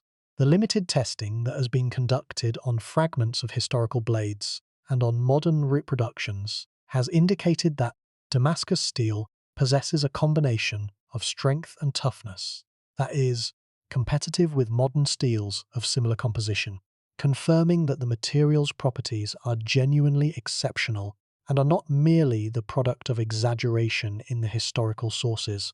The corrosion resistance of Damascus steel has also been investigated, and the results have revealed that the banded microstructure of the material confers a degree of corrosion resistance that is greater than would be expected for a steel of its composition. The cementite bands, which are more resistant to corrosion than the ferrite bands, provide a partial barrier to the penetration of corrosive agents, and the differential corrosion of the two phases contributes to the self-sharpening effect that some researchers have attributed to Damascus steel. The self-sharpening mechanism, in which the preferential corrosion of the softer ferrite phase leaves the harder cementite phase protruding at the edge of the blade, would produce a serrated edge at the microscopic level that might enhance the blade's cutting performance. The question of whether the self-sharpening effect is a real and significant feature of Damascus steel or merely a theoretical possibility is one that has been debated by researchers. Some have argued that the effect is real and that it contributes to the legendary edge retention of Damascus steel blades. Others have argued that the effect is too small to be significant at the macroscopic level, and that the edge retention of Damascus steel is adequately explained by the hardness and the microstructural refinement of the material without invoking the self-sharpening mechanism. The attempt to recreate Damascus steel has been one of the most sustained and most frustrating quests in the history of materials science. For over 2 centuries, metallurgists, blacksmiths, materials scientists, and amateur enthusiasts have attempted to produce steel that replicates the properties and the appearance of genuine Damascus steel. And while significant progress has been made, the goal of a reliable, reproducible recipe for Damascus steel has not yet been achieved. The first serious modern attempt to understand and to recreate Damascus steel was made by the Russian metallurgist Pavel Anosov in the 1830s and 1840s. Anosov, who was the director of the arms factory at Zlatoust in the Ural Mountains, conducted a systematic series of experiments in which he melted various combinations of iron and carbon in crucibles, attempting to produce steel with the characteristic watered pattern of Damascus steel. Anosov's experiments were partially successful. He was able to produce a high-carbon crucible steel that exhibited a banded pattern, though the quality and the consistency of his results varied considerably. Anosov published his findings in 1841, providing the first scientific account of the crucible steelmaking process and establishing the foundation for all subsequent research on Damascus steel. Anosov's work demonstrated that the crucible process was the key to the production of Damascus steel, confirming the connection between the Indian Wootz tradition and the blade forging tradition of the Islamic world. His experiments also demonstrated that the characteristic pattern of Damascus steel was a function of the steel's composition and the forging process, rather than being applied to the surface of the blade by etching or by other decorative techniques. But Anosov was unable to produce Damascus steel of the quality and the consistency that the historical sources describe, and his experiments left many questions unanswered about the specific conditions that were necessary for the formation of the highest quality Damascus patterns. The second major advance in Damascus steel research came in the 1980s, when the American metallurgist John Verhoeven and the blacksmith Alfred Pendray began a collaboration that would last for nearly 2 decades, and that would produce some of the most important results in the history of Damascus steel research. Verhoeven, a professor of materials science at Iowa State University, brought the tools and the methods of modern metallurgy to the problem, while Pendray brought decades of experience as a practical blacksmith who had spent years experimenting with the forging of high-carbon steel. Verhoeven and Pendray's collaboration produced several key findings. First, they demonstrated that the characteristic banded pattern of Damascus steel is produced by the segregation of carbon during the solidification and the forging of the steel, a process that is influenced by the presence of specific trace elements in the metal. Second, they identified vanadium as the most important trace element for the formation of the Damascus pattern, showing that vanadium promotes the formation of vanadium carbides that serve as nucleation sites for the bands of cementite that produce the watered appearance. Third, they developed a forging protocol that was capable of producing a banded pattern in steel containing the appropriate trace elements, demonstrating that the Damascus pattern could be reproduced under controlled conditions. The Verhoeven and Pendray collaboration was groundbreaking, but it also highlighted the limitations of the experimental approach. The researchers were able to produce a banded pattern, but the pattern they produced was not identical to the patterns found on the finest historical Damascus steel blades. The quality and the regularity of the pattern varied from one experiment to the next, depending on variables that were difficult to control, including the precise temperature of the forging, the rate of cooling, and the specific composition of the steel. The researchers concluded that the production of the highest quality Damascus patterns required not only the right composition and the right forging protocol, but also a degree of skill and experience that could only be acquired through years of practice, a conclusion that echoed the importance of tacit knowledge in the original tradition. The discovery of carbon nanotubes in Damascus steel by the Dresden Research Group in 2006 added a new dimension to the understanding of the material and raised new questions about the conditions that were necessary for its production. The carbon nanotubes, which were identified using high-resolution transmission electron microscopy, were found within the cementite bands that constitute the dark portion of the Damascus pattern. The nanotubes were associated with cementite nanowires, elongated structures of iron carbide that were aligned along the length of the blade, and that contributed to the mechanical properties of the steel. The formation of carbon nanotubes in Damascus steel is believed to require the presence of specific catalytic elements, including vanadium, chromium, and possibly other transition metals, that promote the nucleation and the growth of the nanotube structures during the forging process. The specific temperatures and the specific atmospheres that were present during the forging, including the presence of carbon-rich gases from the organic materials that were used as fuels and fluxes, may also have contributed to the formation of the nanotubes. The inadvertent production of carbon nanotubes by medieval swordsmiths, who had no knowledge of nanotechnology and no understanding of the structures they were creating, is one of the most remarkable examples of the power of empirical techniques to produce results that are beyond the reach of theoretical understanding.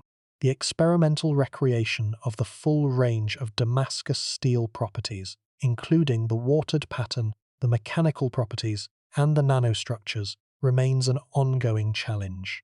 Several research groups around the world have attempted to produce Damascus steel using the crucible process and various forging protocols, and some have achieved partial success, producing steels that exhibit some but not all of the properties of the historical material. The difficulty of reproducing the full range of properties is a testament to the sophistication of the original technology and to the importance of the specific combination of raw materials, techniques, and skills that the ancient swordsmiths possessed. The numbers are striking when we consider the range of variables that must be controlled to produce Damascus steel. The carbon content must be within a narrow range. The trace element composition must include specific elements in specific proportions. The crucible melting must be conducted at specific temperatures for specific durations. The solidification must occur at specific rates that promote the segregation of the alloying elements. The forging must be conducted at specific temperatures using specific techniques of hammering and working the metal. The thermal cycling must be performed with specific heating and cooling rates over specific numbers of cycles, and the final heat treatment must be conducted at specific temperatures and for specific durations to produce the desired combination of hardness and toughness. The number of variables is large, the interactions between the variables are complex, and the optimal values of many of the variables are unknown. The role of the crucible in the production of Wootz steel is an aspect of the technology that has received considerable attention from researchers. The crucible, which was typically made of clay mixed with organic materials such as rice husks or charcoal, served not merely as a container for the melting steel, but also as a source of carbon and possibly of other elements that were introduced into the steel during the melting process. The composition of the crucible material, the temperature, and the duration of the melting, and the atmosphere within the sealed crucible all influenced the final composition of the steel, and the control of these variables was an important part of the smelter's skill. The Indian smelters who produced the Wootz ingots used a variety of techniques that varied from one region to another, and from one workshop to another. Some smelters used wrought iron as their starting material, while others used cast iron, or a mixture of the two. Some added specific organic materials to the crucible, such as the leaves of specific plants, that may have introduced trace elements, or that may have influenced the carbon content and the distribution of carbon within the steel. The diversity of techniques suggests that the Wootz tradition was not a single, uniform technology, but a family of related technologies that shared the basic principle of crucible melting, but that differed in their specific details. The modern understanding of the solidification process that occurs when the Wootz melt cools and solidifies within the crucible has been advanced by computational modeling and by controlled laboratory experiments. The solidification of a high-carbon steel in a crucible is a complex process that involves the nucleation and the growth of crystal structures, the segregation of alloying elements between the solid and the liquid phases, and the formation of microstructural features that determine the properties of the resulting steel. The computational models that have been developed to simulate this process have provided insights into the conditions that promote the formation of the banded microstructure, including the importance of slow cooling rates and the role of specific trace elements in promoting the segregation of carbon. The comparison between Damascus steel and other high-carbon steels that were produced in the pre-modern world provides useful context for understanding the significance of the technology. The Japanese sword-making tradition, which produced the famous katana blades that are among the most celebrated edged weapons in the world, used a fundamentally different approach to steel making. The Japanese swordsmiths used a steel called tamahagane, which was produced in a bloomery furnace rather than in a crucible, and which was then forged into blades, using a technique of repeated folding and welding that produced a layered structure.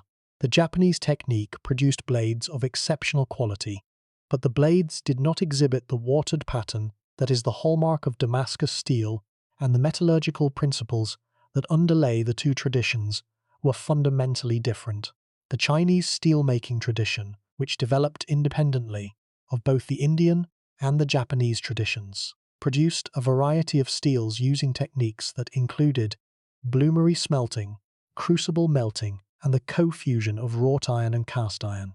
The Chinese technique of co-fusion, in which wrought iron and cast iron were melted together to produce a steel with an intermediate carbon content, anticipated some of the principles of the Bessemer process that revolutionized steelmaking in the 19th century. The Chinese tradition did not produce steel with the specific properties of Damascus steel, but it demonstrated that the quest for high-quality steel was a universal concern of the pre-modern world, and that different civilizations developed different solutions to the same fundamental metallurgical challenge. The traditional forging techniques that were used by the Middle Eastern swordsmiths to produce Damascus steel blades have been studied through a combination of historical research, ethnographic observation, and experimental reconstruction. The historical sources, including the treatises of medieval Arab and Persian writers who describe the forging of steel, provide some information about the techniques that were used, but these descriptions are often vague and are difficult to interpret in terms of modern metallurgical understanding. The ethnographic observation of traditional blacksmiths in India and the Middle East, who continue to use techniques that may be related to the historical Damascus tradition, has provided additional information, but the extent to which these modern practitioners preserve the specific techniques of the historical tradition is uncertain. The experimental reconstruction of the forging process has been attempted by numerous blacksmiths and researchers, with varying degrees of success. The most successful reconstructions have been achieved by blacksmiths who combine the empirical knowledge of traditional forging with the scientific understanding of the metallurgical processes that occur during the forging of high-carbon steel. These skilled practitioners have produced blades that exhibit the characteristic watered pattern and that possess mechanical properties that approach those of the historical material, but the consistency and the reproducibility of their results remain limited.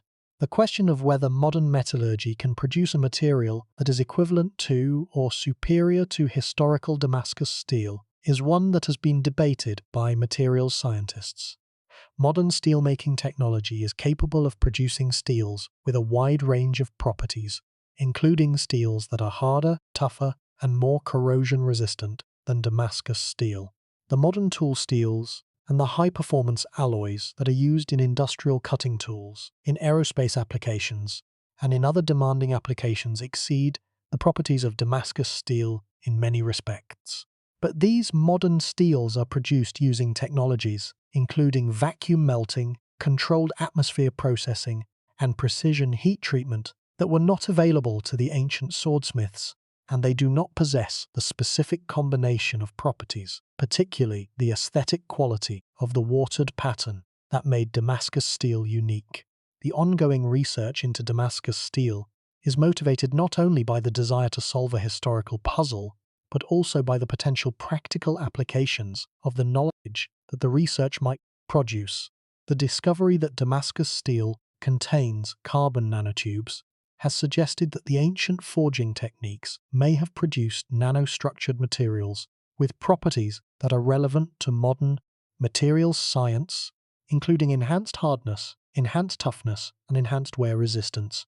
The understanding of the processes by which carbon nanotubes are formed in steel during forging could potentially lead to the development of new techniques for producing nanostructured steels for industrial applications.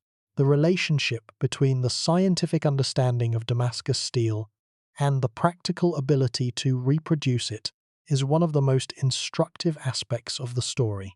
The modern scientific analysis of Damascus steel has produced a detailed and comprehensive understanding of the material at the atomic and the microstructural level.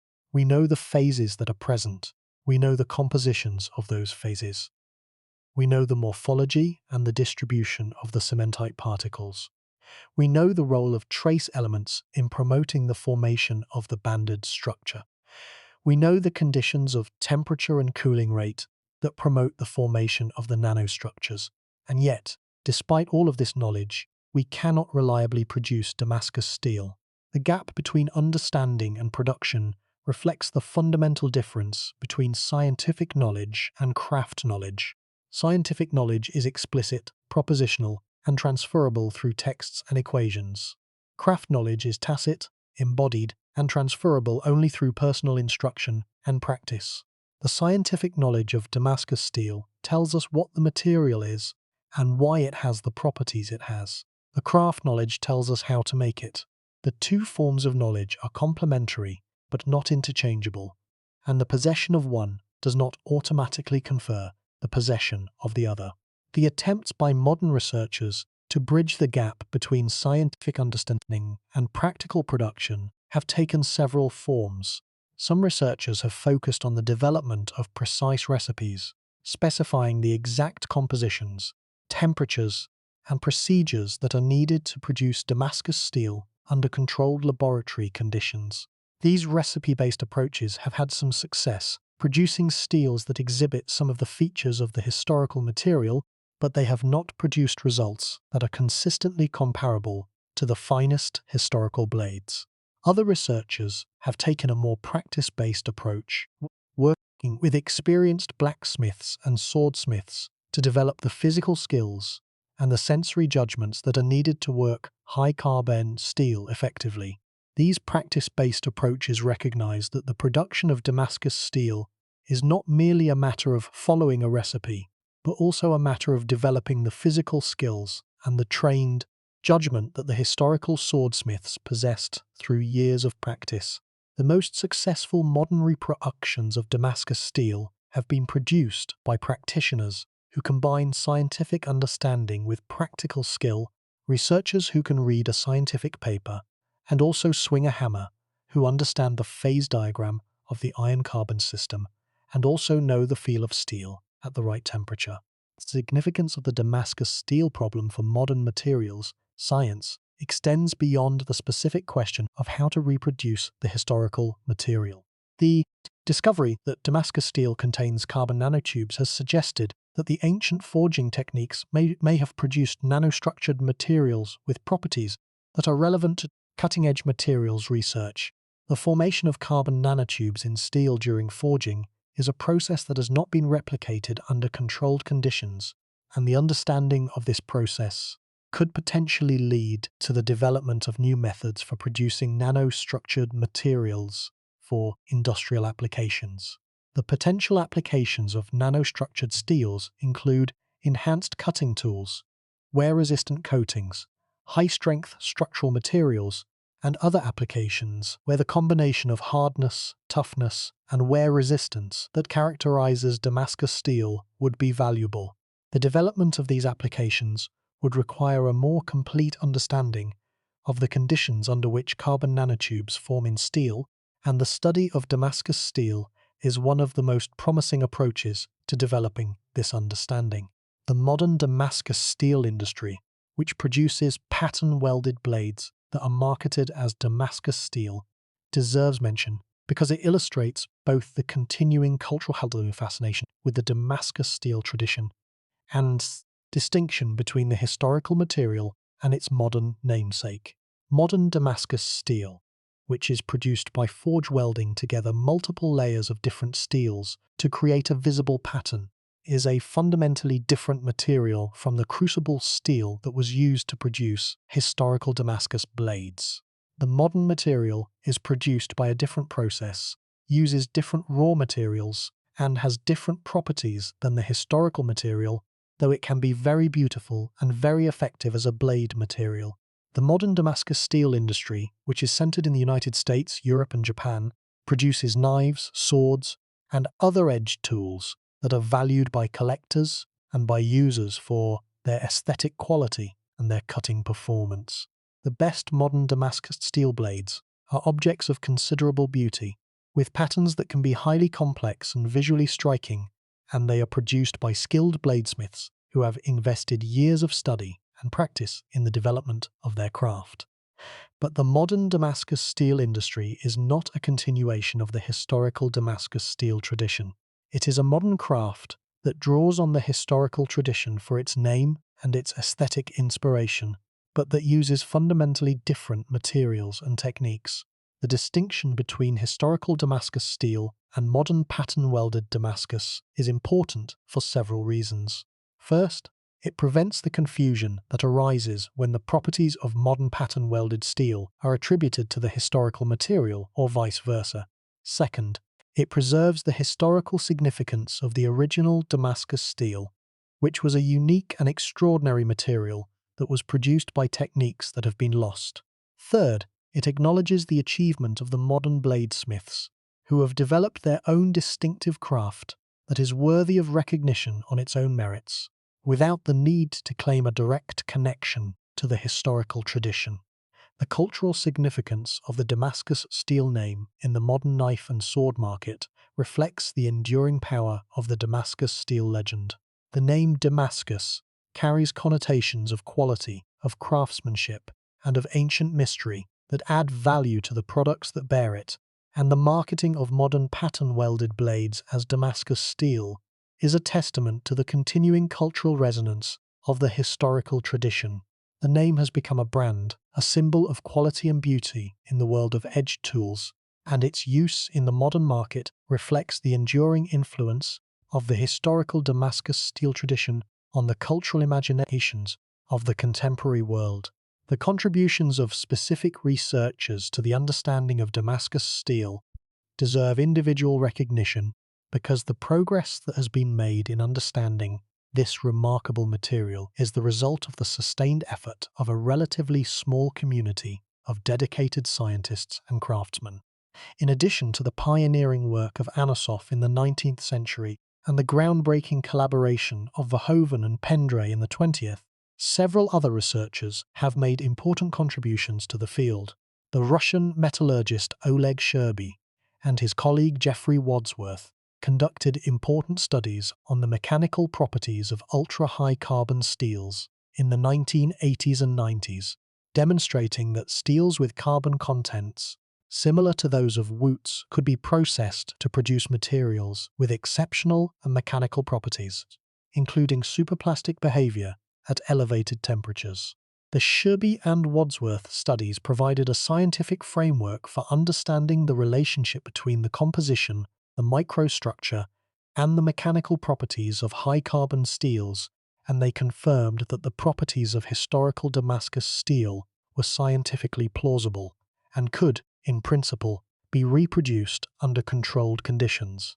The work of the Finnish researcher Markku Reibold and his colleagues at the Leibniz Institute for Solid State and Materials Research in Dresden, who collaborated with Peter Parfler on the discovery of carbon nanotubes in Damascus steel, opened a new chapter in the study of the material. The identification of carbon nanotubes, which was achieved using high-resolution transmission electron microscopy, demonstrated that the ancient forging process had produced nanostructured materials whose properties could not be fully explained by the macroscopic and the microscopic features of the steel that had been identified by earlier researchers. The nanotube discovery suggested that the properties of Damascus steel were influenced by structures at the nanometer scale that had been invisible to all previous analytical methods. The work of contemporary blacksmiths who have attempted to recreate Damascus steel using traditional techniques is another important contribution to the field. The bladesmiths who work with high-carbon crucible steel, including practitioners in the United States, in Europe and in Japan, have developed a practical understanding of the behavior of the material that complements the scientific understanding provided by laboratory research. These practitioners, who work with fire and hammer rather than with microscopes and spectrometers, have discovered through experience many of the same principles that the laboratory researchers have discovered through analysis, providing independent confirmation of the scientific findings, and demonstrating the continuing relevance of practical skill in the understanding of complex materials. The collaboration between scientific researchers and practical craftsmen has been one of the most productive features of the Damascus Steel research community. The Verhoeven-Pendray collaboration, which paired a materials scientist with a blacksmith, established a model for this kind of collaboration that has been followed by subsequent researchers. The combination of scientific analysis and practical experience has produced insights that neither approach could have generated alone, and the continuing dialogue between the scientific and the practical communities is essential for the further progress of the field. The question of whether Damascus steel research will eventually produce a reliable and reproducible recipe for the material is one that cannot be answered with certainty. The progress that has been made over the past 2 centuries has been substantial, and the understanding of the material is far more complete than it was when Anosov began his experiments in the 1830s. But the gap between understanding and production remains, and the specific combination of conditions that produces the highest quality Damascus steel has not yet been identified with the precision that would be needed for reliable reproduction. The resolution of this gap will require continued research, continued experimentation, and continued collaboration between the scientific and the practical communities that have contributed to the progress that has been made so far. The role of the quenching medium in the heat treatment of Damascus steel blades is an aspect of the technology that has been the subject of considerable speculation and research. The medieval sources describe a variety of quenching media that were used by the swordsmiths, including water, oil, animal fat, urine, and various proprietary mixtures that were closely guarded trade secrets. The legend that Damascus steel blades were quenched by plunging them into the bodies of slaves or prisoners is almost certainly apocryphal, but it reflects the aura of mystery and of dark magic that surrounded the Damascus steel tradition in the popular imagination. The choice of quenching medium affects the rate at which the blade cools during the quenching process, which in turn affects the final microstructure and the final properties of the steel. Water, which cools the blade most rapidly, produces the hardest but most brittle result. Oil, which cools the blade more slowly, produces a softer but tougher result. The optimal quenching medium for a given blade depends on the desired combination of hardness and toughness, and the selection of the appropriate medium was an important aspect of the swordsmith's skill. The medieval Arab writer Ibn Sina, known in the West as Avicenna, described the quenching of steel in terms that suggest an understanding of the relationship between the cooling rate and the properties of the metal. Ibn Sina distinguished between different types of quenching media and their effects on the steel, providing evidence for the level of metallurgical understanding that was available in the Islamic world during the period when Damascus steel was being produced. The accuracy of Ibn Sina's descriptions has been confirmed by modern metallurgical research, which has demonstrated that the cooling rate during quenching is indeed a critical variable that determines the final properties of the steel. The final finishing of a Damascus steel blade involved grinding, polishing, and etching operations that were designed to produce a blade of specific shape, specific sharpness, and specific surface appearance. The grinding operation shaped the blade to its final geometry, establishing the profile of the edge, the taper of the blade from spine to edge, and the overall dimensions of the weapon. The polishing operation produced a smooth, reflective surface that enhanced the visual impact of the blade and that reduced the friction between the blade and the material it was cutting. The etching operation, which was the final step, revealed the watered pattern by selectively dissolving the softer ferrite bands and leaving the harder cementite bands standing slightly proud of the surface. The artistic dimension of the Damascus steel tradition is reflected in the diversity and the beauty of the patterns that the swordsmiths produced. The pattern on a Damascus steel blade was not merely a byproduct of the forging process. It was a deliberate aesthetic achievement produced by specific techniques that the swordsmiths had developed and refined over generations. The most highly valued patterns, which included complex, swirling designs known as rose patterns and ladder patterns, required the highest level of skill and the finest quality of raw material to produce. And the blades that bore these patterns commanded the highest prices and the greatest prestige. The question of whether specific patterns were associated with specific functional properties is one that has been investigated by researchers who have analyzed blades bearing different pattern types. The results of these analyses have been mixed, with some studies finding no significant difference in the mechanical properties of blades, with different patterns, and others finding subtle differences that may reflect differences in the forging techniques that produced the different patterns. The relationship between pattern type and functional performance remains an open question, and the resolution of this question may provide additional insights into the relationship between the aesthetic and the functional dimensions of the Damascus steel tradition. The economic dimension of the Damascus steel story is worth considering in more detail. The production of Damascus steel was a major industry in the pre-modern Islamic world, generating substantial revenue and employing significant numbers of workers in both the Wootz producing regions of India and the blade forging workshops of the Middle East. The trade in Wootz ingots and in finished Damascus steel blades was a high-value business that attracted the attention of merchants, princes, and governments across the Islamic world and beyond. The prices that were paid for the finest Damascus steel blades were extraordinary by the standards of the medieval world.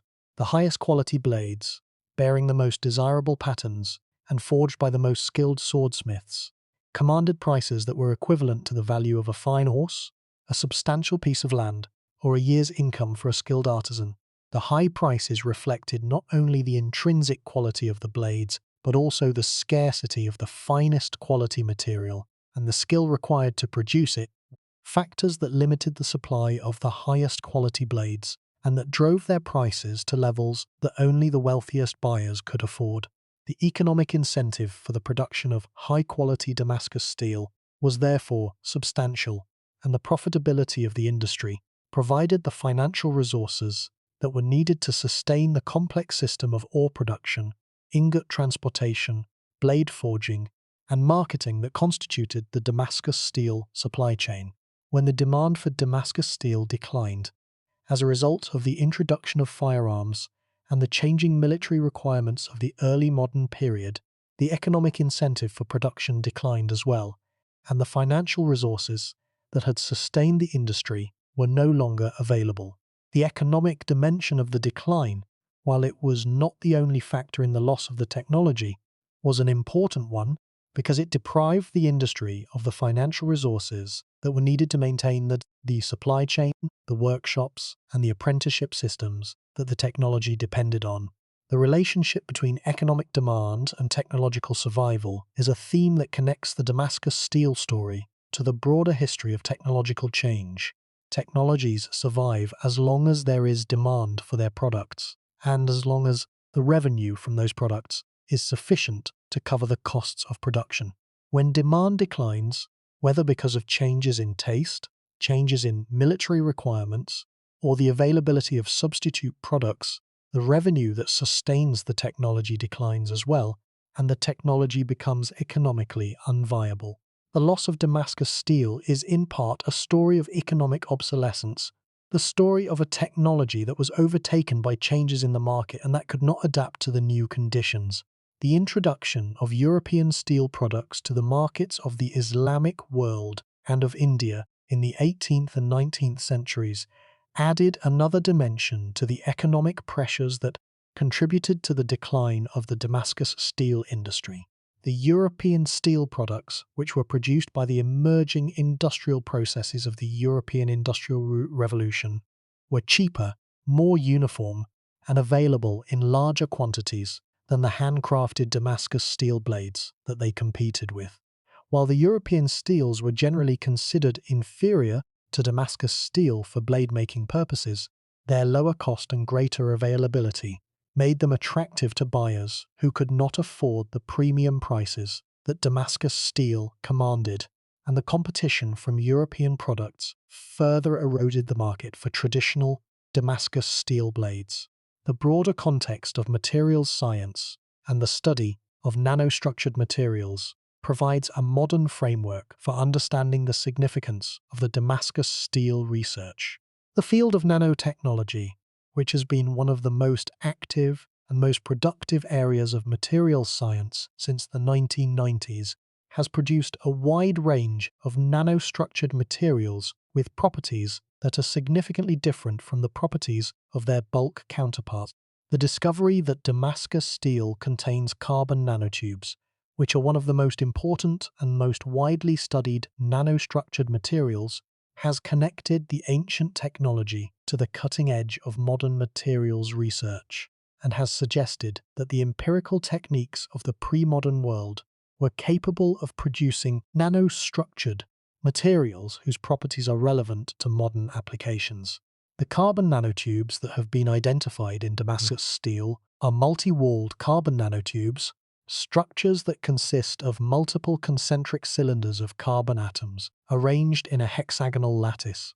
Multi-walled carbon nanotubes are known to possess exceptional mechanical properties, including extremely high tensile strength and extremely high elastic modulus, and they are used in a wide range of modern applications, including composite materials, electronic devices, and biomedical implants.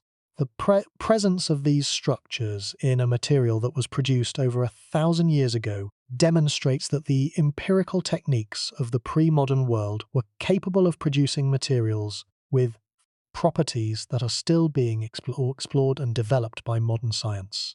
The question of whether the carbon nanotubes in Damascus steel are a unique feature of the Wootz tradition, or a more general phenomenon that occurs in other traditional metalworking processes, is one that is being investigated by researchers in several countries. The possibility that carbon nanotubes or other nanostructures are formed during the traditional forging of other types of steel, including the steels produced by the Japanese, the Chinese, and the African metalworking traditions, is one that could have important implications for the understanding of traditional metallurgy and for the development of new methods of producing nanostructured materials. The potential for the Damascus steel research to contribute to the development of new materials for modern applications is one of the factors that sustains interest in the field and that justifies the continued investment of research resources. The understanding of the conditions under which carbon nanotubes form during the forging of steel could lead to the development of new processing techniques that produce nanostructured steels with enhanced properties for use in cutting tools, wear-resistant components, and other applications where the combination of hardness and toughness that characterizes Damascus steel would be valuable. The integration of traditional metallurgical knowledge with modern materials science is therefore not merely an exercise in historical curiosity. It is a practical research program that has the potential to produce new materials and new processing techniques that are based on the principles that the ancient swordsmiths discovered through empirical experimentation. The Damascus steel tradition, far from being a relic of the past, may yet contribute to the materials technology of the future, providing inspiration and guidance for the development of new materials that combine the extraordinary properties of the ancient blades with the precision and the reproducibility of modern manufacturing. The tradition of sword testing in the Islamic world provides additional evidence for the performance of Damascus steel blades. The medieval Arab and Persian sources describe a variety of tests that were used to evaluate the quality of a sword, including cutting tests, bending tests, and impact tests that assess the blade's sharpness, flexibility, and resistance to fracture. The cutting tests involved cutting through specific materials, such as silk, leather, or metal, to assess the sharpness and the edge retention of the blade. The bending tests involved flexing the blade to a specified degree, and then checking whether it returned to its original straightness, assessing the blade's elasticity and its resistance to permanent deformation.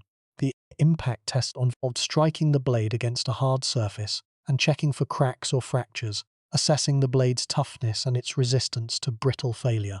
The results of these tests, as described in the medieval sources, indicate that the finest Damascus steel blades performed exceptionally well in all three categories, combining sharpness, flexibility, and toughness in a way that was unmatched by the steels of other traditions. The superior performance of Damascus steel in these tests was the basis for the material's legendary reputation, and the consistency with which the finest blades met the demanding standards of the traditional testing protocols is a testament to the skill of the swordsmiths who produced them. The tradition of blade testing also provides evidence for the quality control systems that were used in the Damascus steel industry. The testing of blades before sale was a standard practice that served both as a quality assurance mechanism and as a marketing tool, allowing the buyer to assess the quality of the blade before making a purchase. The existence of formalized testing protocols indicates that the Damascus steel industry maintained high standards of quality and that the swordsmiths were held accountable for the performance of their products. The symbolism of the sword in Islamic culture adds another dimension to the Damascus steel story. The sword was one of the most important symbols of authority, of masculinity, and of martial virtue in the Islamic world, and the ownership of a fine sword was a mark of social status and of personal honor. The greatest Damascus steel swords were given names, as if they were living beings, and they were the subjects of poems, stories, and legends that celebrated their beauty, their power, and the skill of the swordsmiths who created them. The cultural significance of the sword meant that the production of Damascus steel was not merely an economic activity, but a cultural practice that was embedded in the values and the traditions of the Islamic world.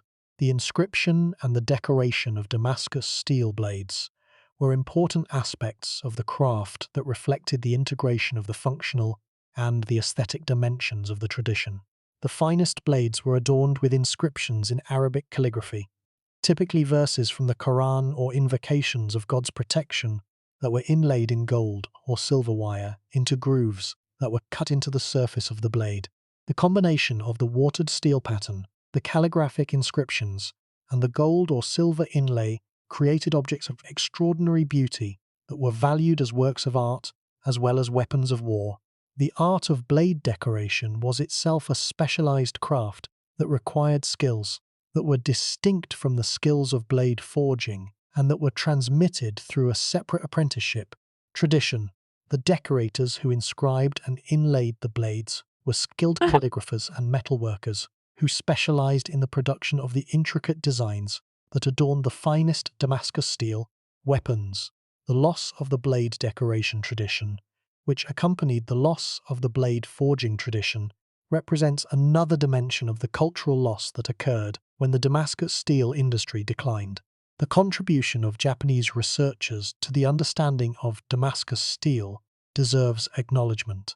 Japanese metallurgists, who are heirs to one of the world's great sword-making traditions, and who possess a deep understanding of the metallurgy of high-carbon steels, have conducted important studies on the relationship between the composition, the processing, and the properties of Wootz-type steels. The Japanese researchers have brought to the study of Damascus steel a perspective that is informed by their own tradition's emphasis on the relationship between the processing of the steel and the development of specific microstructural features, and their contributions have enriched the understanding of the forging process that was used to produce Damascus steel blades.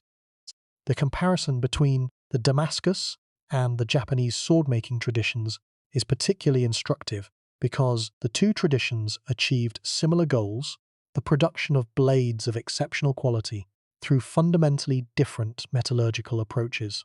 The Damascus tradition used a homogeneous high-carbon steel produced by the crucible process and relied on the internal microstructure of the steel to provide the combination of hardness and toughness that the blade required. The Japanese tradition used a composite approach, combining steels of different carbon contents through a process of folding and welding to create a blade with a hard edge and a tough core.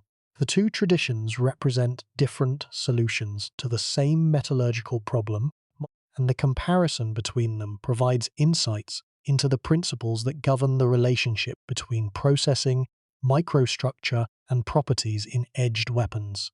The question of whether the two traditions ever influenced each other is one that has been raised by researchers, but that has not been conclusively answered. The geographical distance between the production centers of the two traditions, India and the Middle East for Damascus steel, and Japan for the Japanese sword, makes direct influence unlikely, but the possibility that the two traditions may have shared a common ancestor in the early ironworking traditions of Asia is one that cannot be entirely ruled out. Everything we have discussed so far concerns the specific metallurgical properties of Damascus steel, the specific processes that were used to produce it, and the specific scientific investigations that have been conducted to understand it. These are important matters, and the ongoing research on Damascus steel continues to produce results of great scientific and practical significance. But beneath these specifics lies a deeper truth, a truth that concerns not just what Damascus steel was, but what its loss tells us about the nature of technological knowledge, the role of tacit expertise in the production of advanced materials, and the vulnerability of craft traditions to the disruptions of history. The deeper truth is this: Damascus steel was not lost because the people who made it chose to stop making it. It was lost because the conditions that were necessary for its production, the specific ores, the specific trade routes, the specific apprenticeship systems, the specific market demand, were all gradually eroded until the technology could no longer be sustained.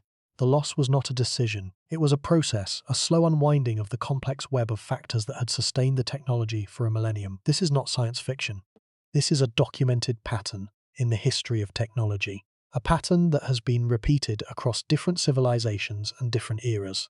The most vulnerable technologies are those that depend on the convergence of multiple factors, each of which is necessary, but none of which is sufficient by itself. When any one of these factors fails, the technology is diminished. When several fail simultaneously, the technology can be lost entirely. Damascus steel is a case study in this type of complex technological failure, a failure that occurred not because any single thing went wrong, but because multiple things went wrong at the same time. Something is wrong with our assumptions about technological progress. We tend to think of technology as a ratchet, a mechanism that moves in only one direction, always advancing, never retreating.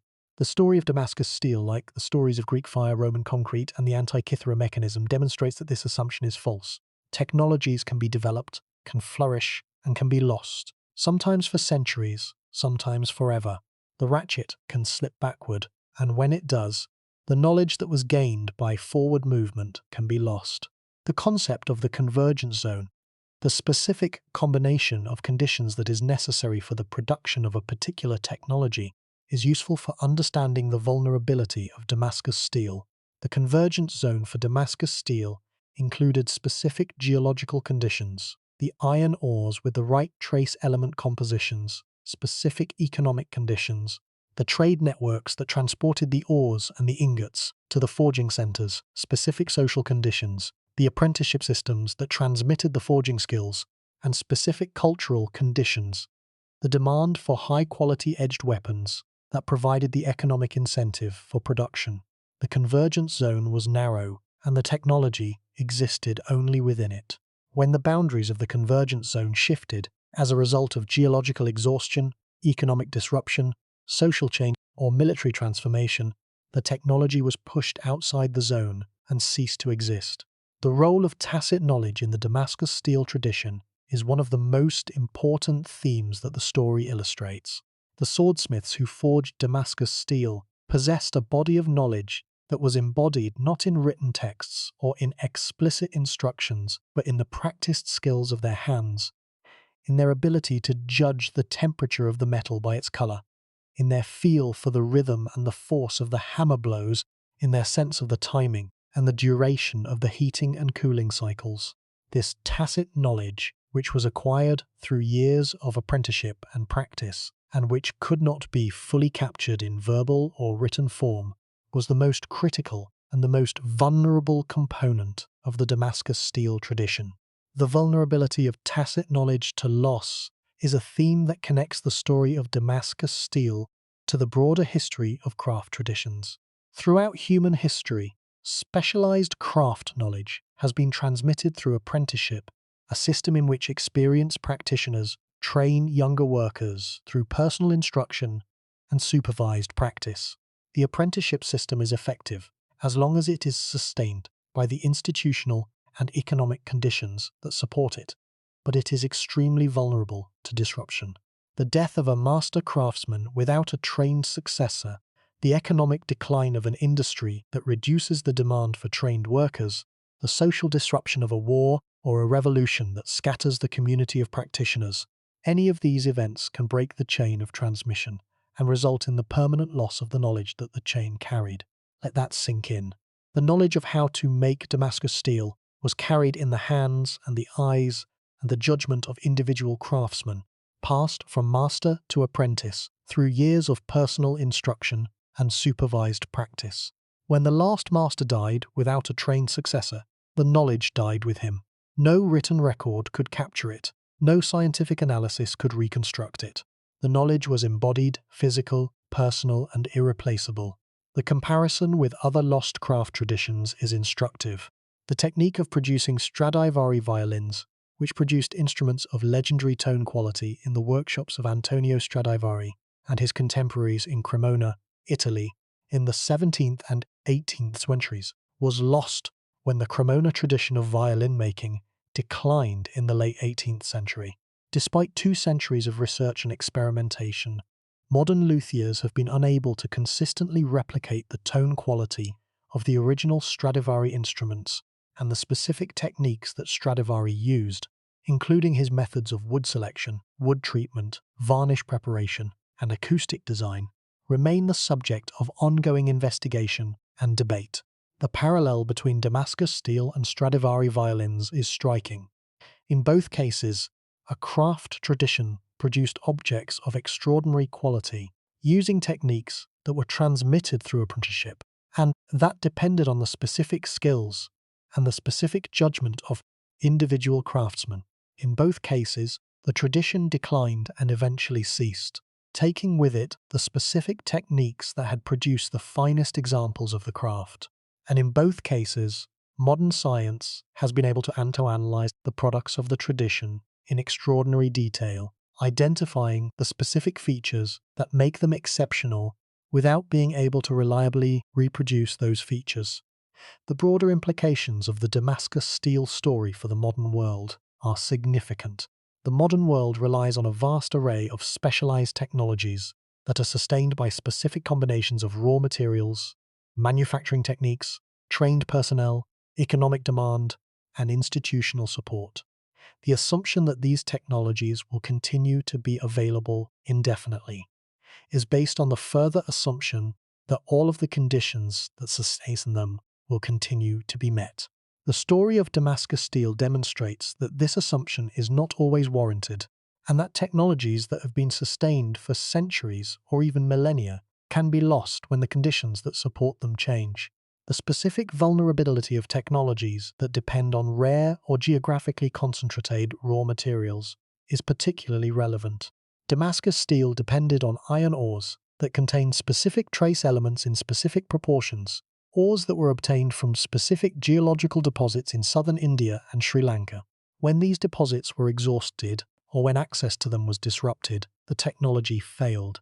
The modern world similarly depends on a variety of rare and geographically concentrated raw materials, including rare earth elements, platinum group metals, and other materials that are essential for modern electronics, energy systems, and industrial processes. The dependence of modern technology on these materials creates a vulnerability that is analogous to the vulnerability that contributed to the loss of Damascus Steel. The environmental dimension of the Damascus Steel story deserves mention. The production of Wootz steel required large quantities of charcoal, which was produced by burning wood, and the sustained production of Wootz over many centuries would have placed significant pressure on the forests of the iron-producing regions of southern India. The deforestation that resulted from charcoal production may have been one of the factors that contributed to the decline of the Wootz industry, as the diminishing availability of fuel made the smelting process more expensive and more difficult to sustain. The environmental impact of the Damascus steel industry is a reminder that technological production is not merely a human activity. It is an activity that is embedded in and dependent on the natural environment, and the degradation of that environment can have consequences for the sustainability of the technology itself. The cultural loss that accompanied the disappearance of Damascus steel extends beyond the loss of the technology itself. The Damascus steel tradition was not merely an industrial process. It was a cultural practice that was embedded in the social, the aesthetic, and the spiritual values of the communities that sustained it. The swordsmiths who forged Damascus steel were not merely technicians. They were artists, practitioners of a craft that was valued for its aesthetic as well as its practical results. The blades they produced were objects of beauty as well as objects of utility, and the patterns they created in the steel were expressions of an aesthetic tradition that had evolved over centuries, and that was deeply connected to the cultural identity of the communities in which the swordsmiths lived and worked. The loss of this aesthetic tradition is a cultural loss as well as a technological one. The specific patterns that the Damascus swordsmiths created, the specific techniques of etching and finishing that revealed the internal structure of the metal, the specific criteria of beauty and quality that the swordsmiths applied to their work, all of these are aspects of the tradition that have been lost along with the metallurgical knowledge.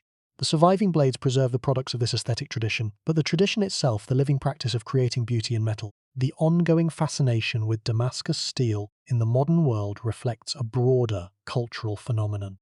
The human fascination with lost knowledge and lost skills, the sense that the past possessed capabilities that the present has lost, the feeling that something valuable has been taken from us by the passage of time. This fascination is not merely nostalgic. It is grounded in the real and documented fact that technologies have been lost throughout human history, and that the losses have had real consequences for the societies that experience them. The fascination with Damascus steel is a specific expression of a general awareness that human knowledge is fragile, that technological progress is not irreversible, and that the achievements of the past are not always preserved for the benefit of the future. The relationship between the loss of Damascus steel and the broader pattern of knowledge loss in the pre-modern world is a theme that connects this story to the other stories of lost technologies that have been explored in this series. The loss of Damascus steel, like the loss of Greek fire, like the loss of the Antikythera mechanism tradition, like the loss of the Roman concrete formula, is a specific instance of a general pattern. The loss of technologies that depended on specific combinations of materials, skills, and institutions that were disrupted by historical change. The common features of these lost technologies are instructive. In each case, the technology depended on specific raw materials that were obtained from specific geographical sources. In each case, the technology required specialized skills that were transmitted through apprenticeship rather than through written documentation. In each case, the technology was produced within an institutional framework that provided the economic incentive, the patronage, and the organizational support that were necessary for the technology's production and maintenance. And in each case, the loss of the technology was the result of the failure of one or more of these supporting conditions, rather than the result of a deliberate decision to abandon the technology. The identification of these common features suggests that the vulnerability of technologies to loss is a function of the complexity of the system that supports them. Simple technologies that use widely available materials, that require minimal specialized skills, and that are produced within robust institutional frameworks are relatively resistant to loss. Complex technologies that use rare or geographically concentrated materials, that require highly specialized skills, and that depend on fragile institutional frameworks are relatively vulnerable. Damascus Steel, which required specific ores from specific deposits, highly specialized forging skills, and the functioning of a complex trade network that connected the producing regions with the consuming regions, was a technology at the vulnerable end of the spectrum. The modern implications of this analysis are significant.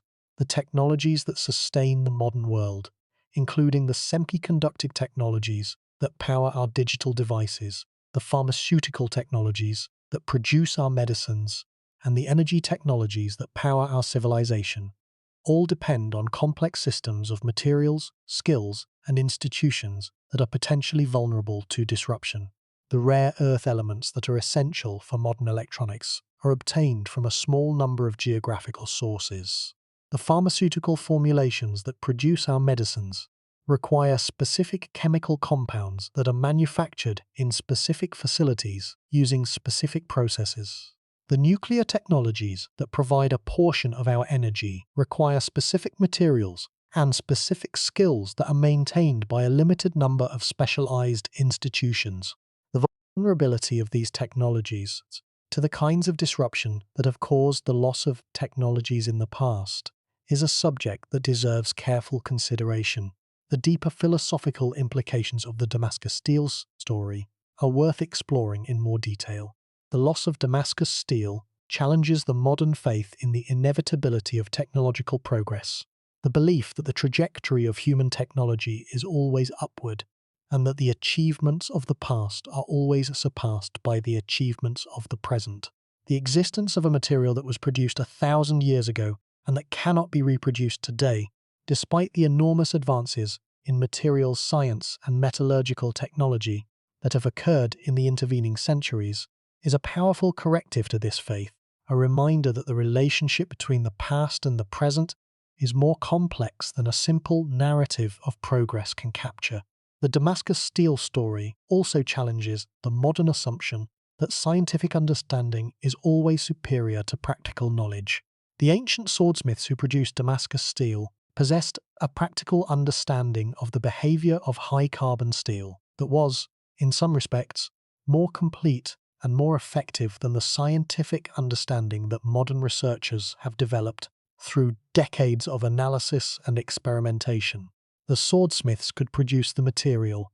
Modern scientists, for the most part, cannot.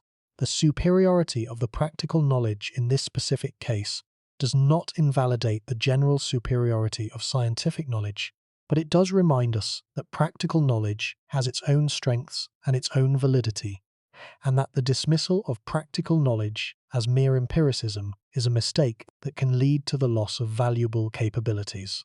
The concept of the knowledge ecosystem, the complex web of materials, skills, institutions, and market conditions that sustains a technology, is a useful framework for understanding the vulnerability of Damascus steel and of other complex technologies. A technology exists within an ecosystem of supporting conditions, and the health of the technology depends on the health of the ecosystem. When the ecosystem is disrupted, whether by the exhaustion of raw materials, by the disruption of trade routes, by the decline of apprenticeship systems, or by changes in market demand, the technology is affected, and if the disruption is severe enough, the technology can be lost. The modern world's dependence on complex technological ecosystems is far greater than the dependence of the pre-modern world, because modern technologies are more complex, more specialized, and more interdependent than the technologies of the past.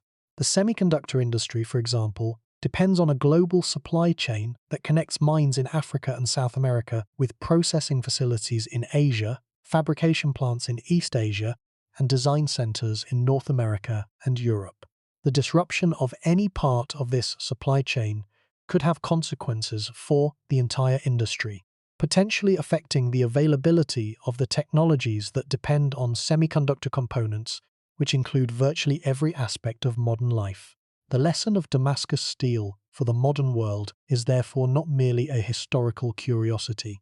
It is a warning, a reminder that the technologies we depend on are not self-sustaining and that the conditions that support them are not permanent.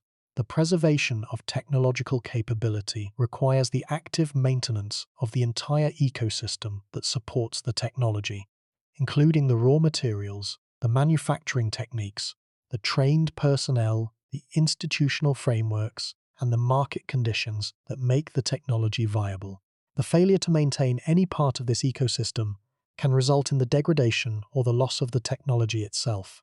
The question of whether the loss of Damascus Steel was inevitable, or whether it could have been prevented by different actions or different policies, is a counterfactual that is worth considering.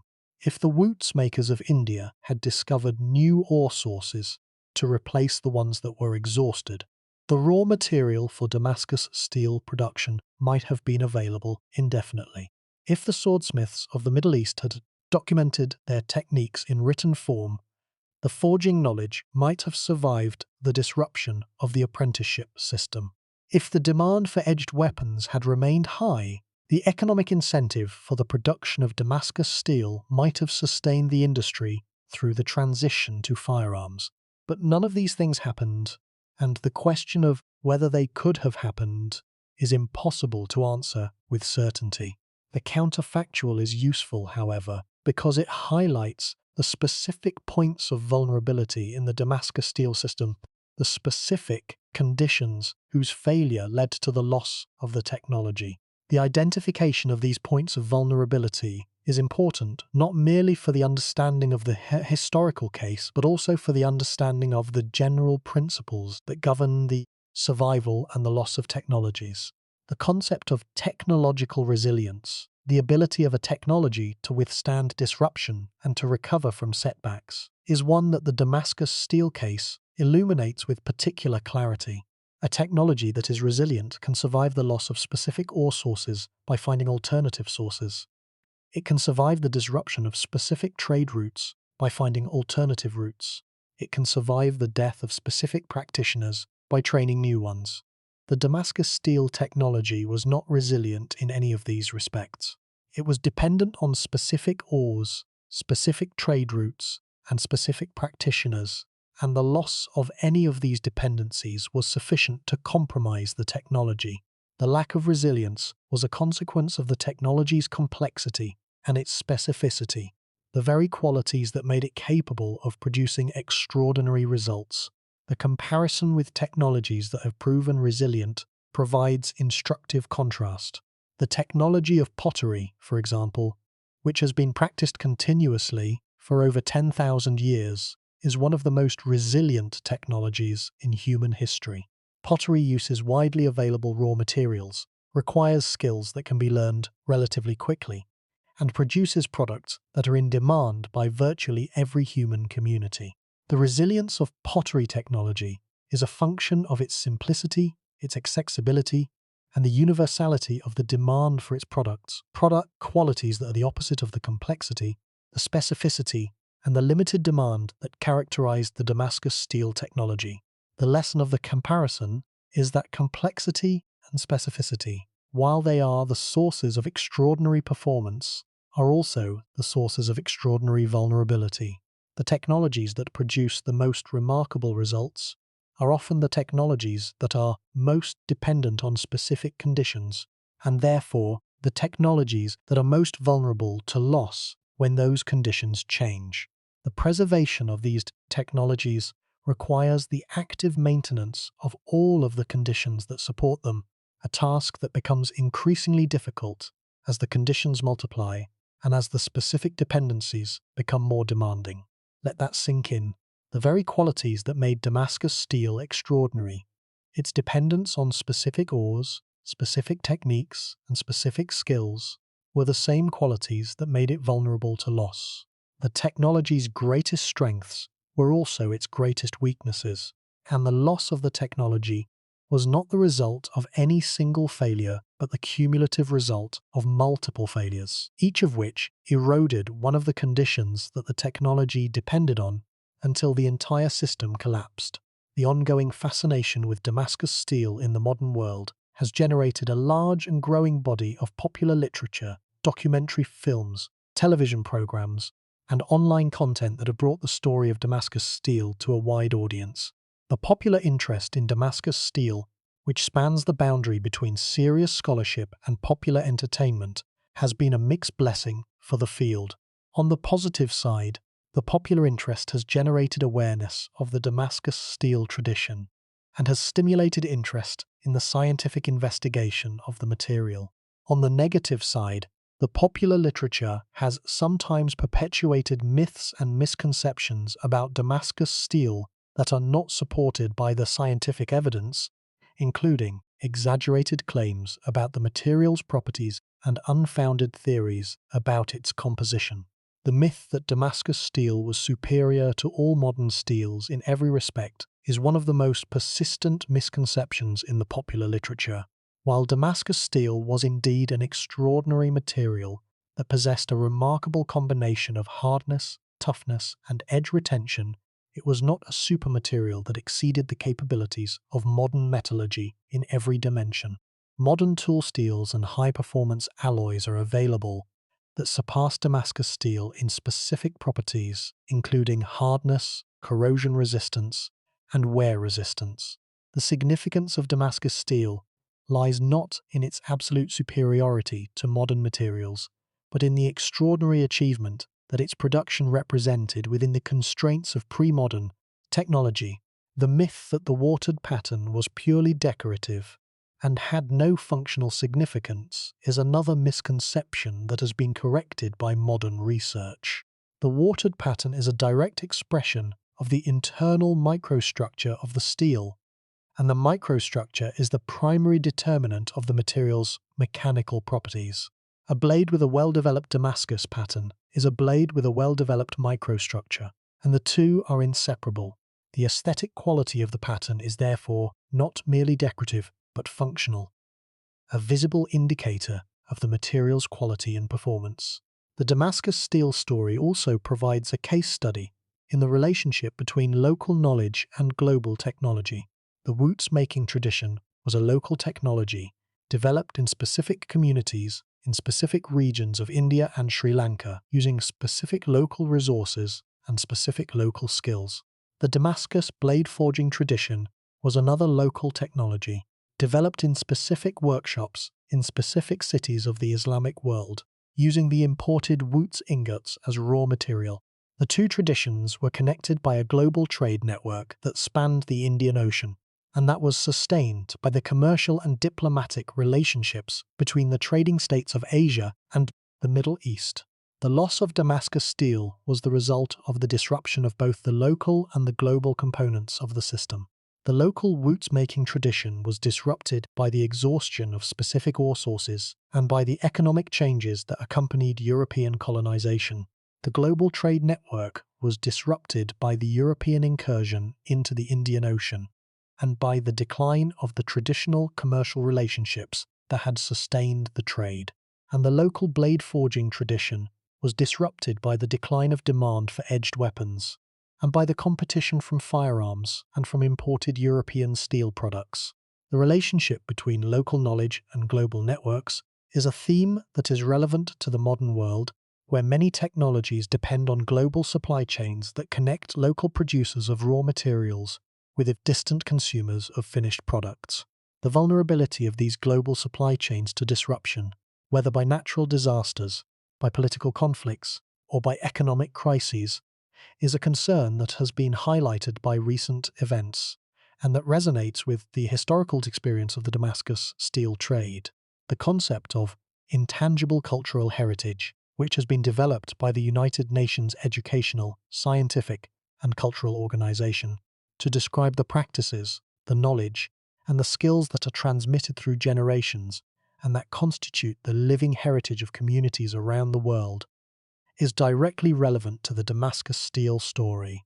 The knowledge of how to produce Damascus steel was a form of intangible cultural heritage that was maintained by specific communities through specific practices of apprenticeship and craft, transmission, The loss of this knowledge represents the loss of a piece of the world's intangible cultural heritage, a loss that is comparable in its significance to the loss of a language, a musical tradition, or a system of traditional medicine. The recognition of the vulnerability of intangible cultural heritage to loss and disruption has led to the development of international programs and policies that are designed to document, to preserve, and to transmit the traditional knowledge and the traditional practices that constitute this heritage. The documentation of surviving traditional metalworking practices in India and other countries, the preservation of the knowledge of traditional smelters and blacksmiths through video recording, written documentation, and the training of new practitioners, and the support of research programs that investigate the scientific basis of traditional metallurgical practices are all components of the effort to preserve the intangible cultural heritage of metallurgy.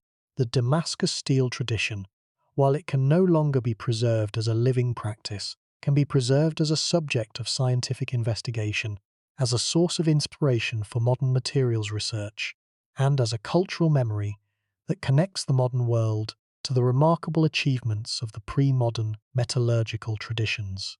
The ongoing research on Damascus steel, which continues to produce new insights into the material's properties and its production, is itself a form of preservation, a way of keeping alive the knowledge of what the ancient swordsmiths could do, and of honouring the tradition that produced some of the most extraordinary objects ever made by human hands.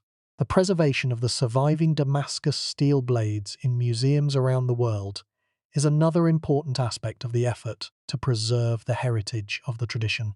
The blades, which are among the most prized objects in the collections of the world's great museums, are not merely historical artifacts. They are witnesses to a tradition that was once alive and that has been silenced, messengers from a past that possessed knowledge that we have lost and that we are still struggling to recover. The care and the preservation of these blades is therefore not merely an act of museum conservation. It is an act of cultural preservation, a keeping of faith with the tradition that created them and with the swordsmiths whose skill and whose knowledge are preserved in mute and fragmentary form in the crystalline architecture of the steel. What does the story of Damascus steel mean for our understanding of the relationship between technology, knowledge, and the passage of time? What does it tell us about the conditions that are necessary for the preservation of technological traditions, and about the risks that arise when those conditions are not met? The first implication is a recognition that the most advanced technologies are often the most vulnerable to loss. Damascus steel was not a simple technology that could be practiced by anyone with basic metalworking skills. It was a complex technology that required specific raw materials, specific equipment, specific techniques, and specific skills that were distributed across a wide geographical area and that depended on the functioning of a complex system of trade, apprenticeship, and patronage. The complexity of the technology, while it was the source of its extraordinary performance, was also the source of its vulnerability, because the failure of any one component of the system could compromise the entire technology. The second implication is a recognition of the importance of documenting technological knowledge in written form. The Damascus steel tradition relied on oral transmission of knowledge through apprenticeship, a system that was effective for as long as the social and economic conditions that sustained it remained intact. But the oral tradition left no backup, no written record that could be consulted when the chain of transmission was broken. The absence of written documentation meant that the loss of the living tradition was a permanent and irreversible loss, because there was no alternative source of information from which the technology could be reconstructed. There is a pause worth taking here. Think about the swordsmiths of the 18th century, the last generation of craftsmen who knew how to produce Damascus steel. They may not have known that they were the last.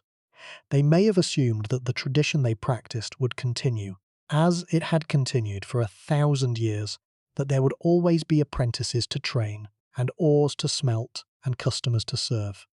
They may not have realized that the world was changing around them, that the specific conditions that had sustained their craft for a millennium were about to disappear, and that the knowledge they carried in their hands was about to be lost forever. The third implication is a challenge to the modern assumption that scientific understanding is a substitute for practical skill. Modern materials science can analyze Damascus steel in extraordinary detail. It can identify the phases, the microstructures, the compositions, and the nanostructures that give the material its remarkable properties. But this analytical knowledge has not been sufficient to reproduce the material reliably and consistently.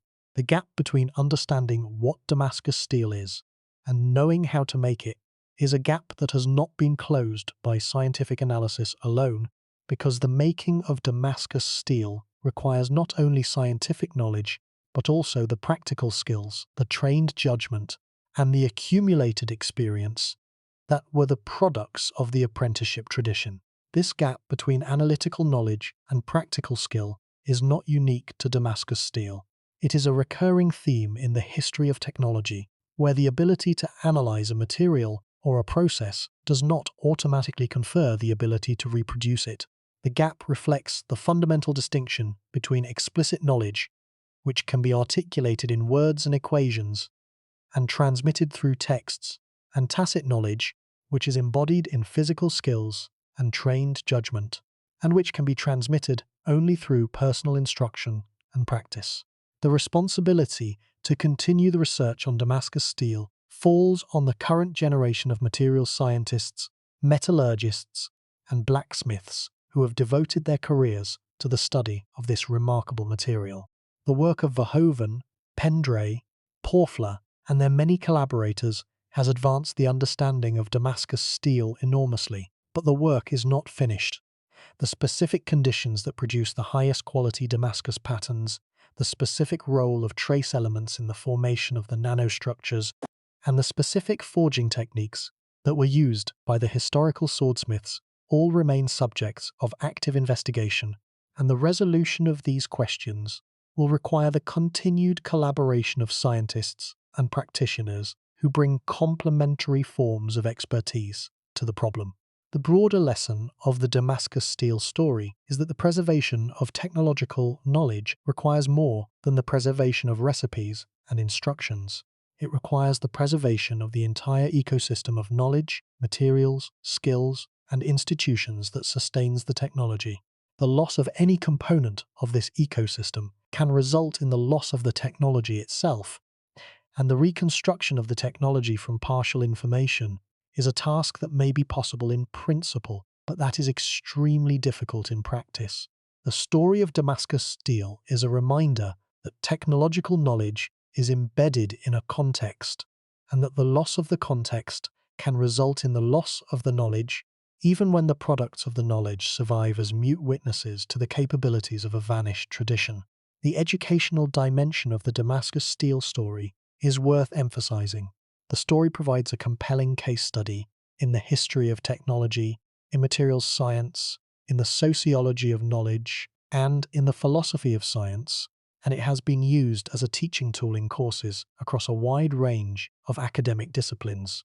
The Damascus steel story illustrates the difference between scientific knowledge and craft knowledge, the importance of tacit expertise in the production of advanced materials, the vulnerability of technological traditions to historical disruption, and the relationship between raw materials, production techniques, and product properties that is the foundation of materials science.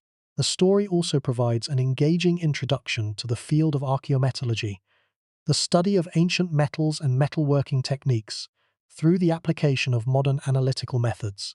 The analysis of Damascus steel blades using scanning electron microscopy, X-ray diffraction, neutron tomography, and other advanced techniques is a vivid illustration of how modern science can be applied to the study of historical artifacts, revealing information about their composition, their microstructure, and their manufacturing history that would be invisible to the unaided eye.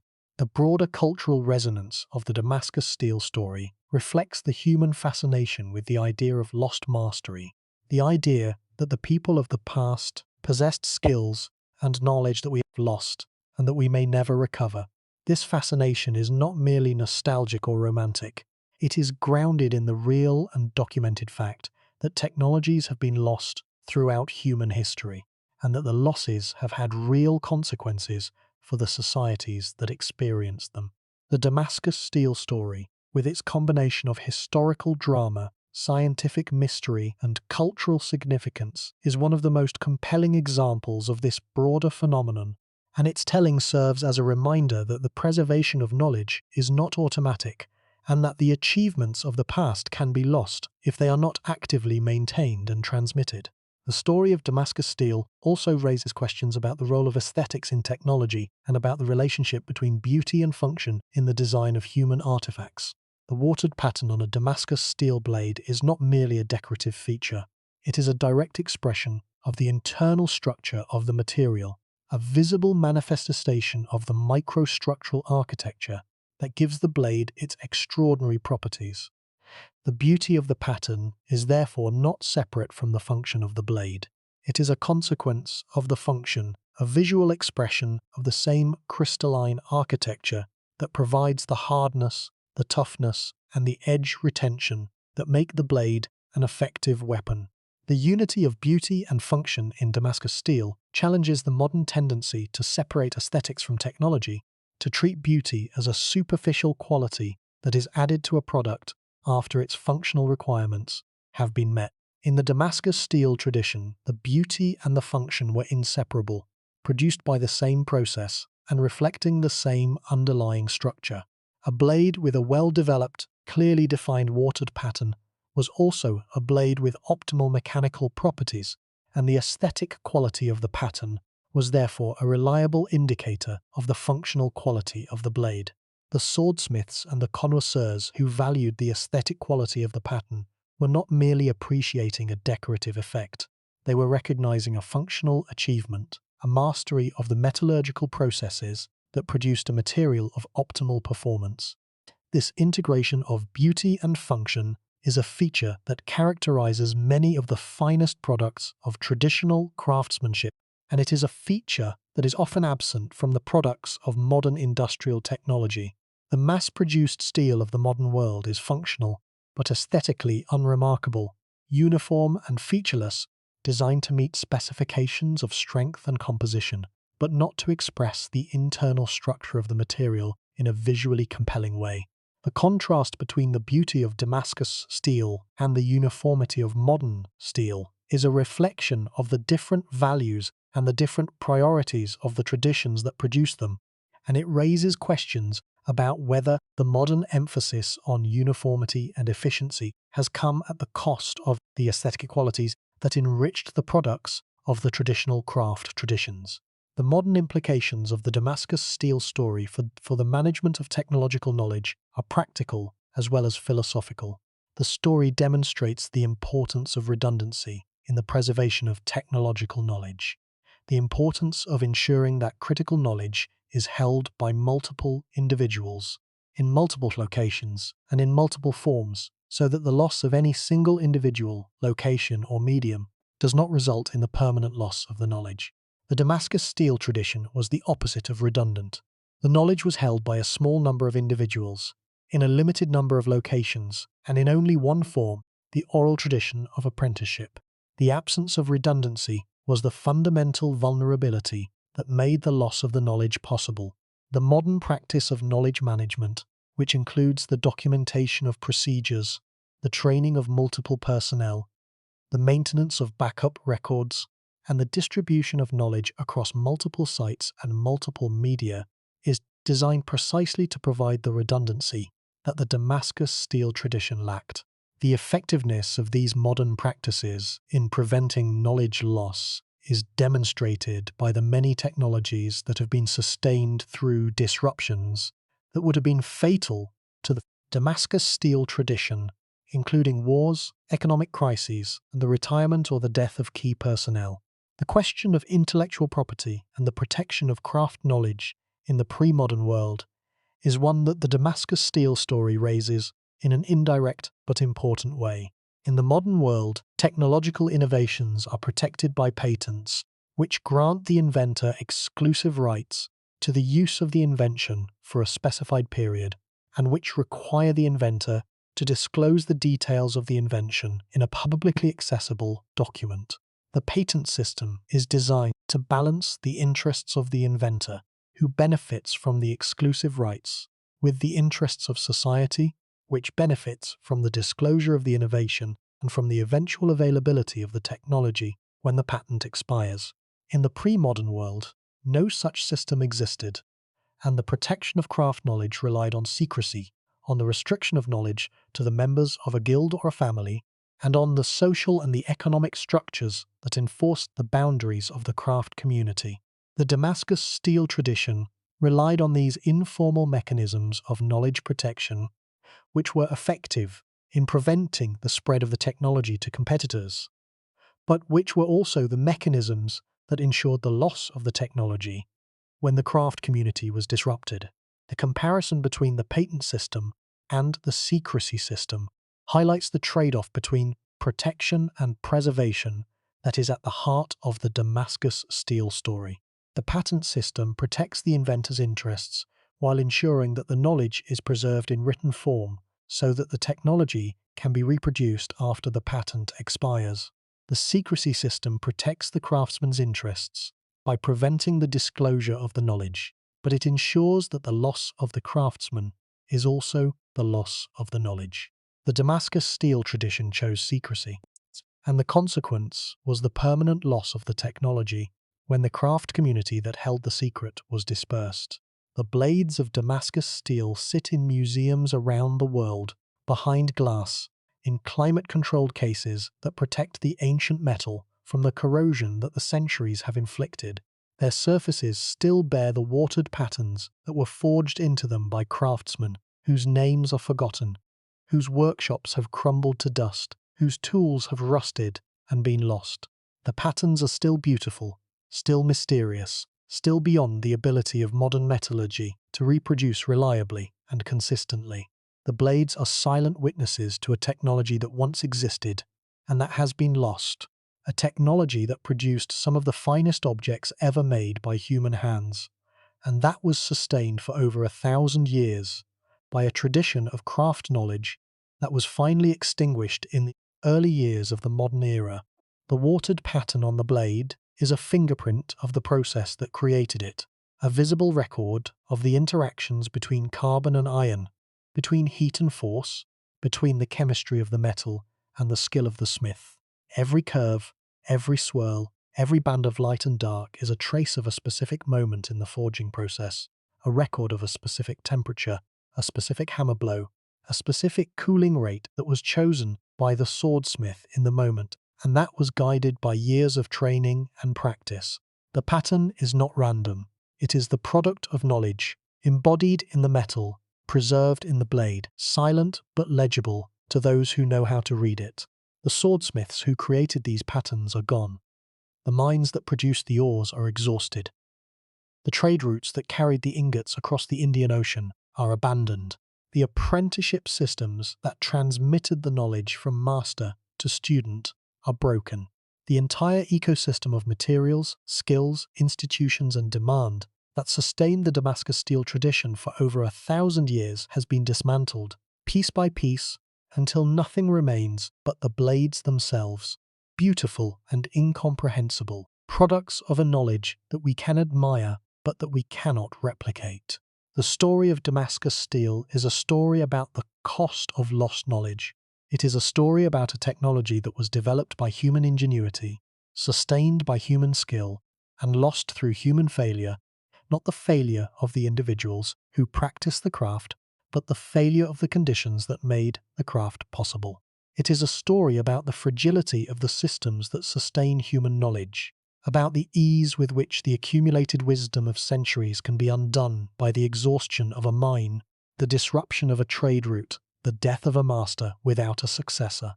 Every Damascus steel blade is a monument to the knowledge that created it, and a memorial to the knowledge that was lost when the tradition that created it died.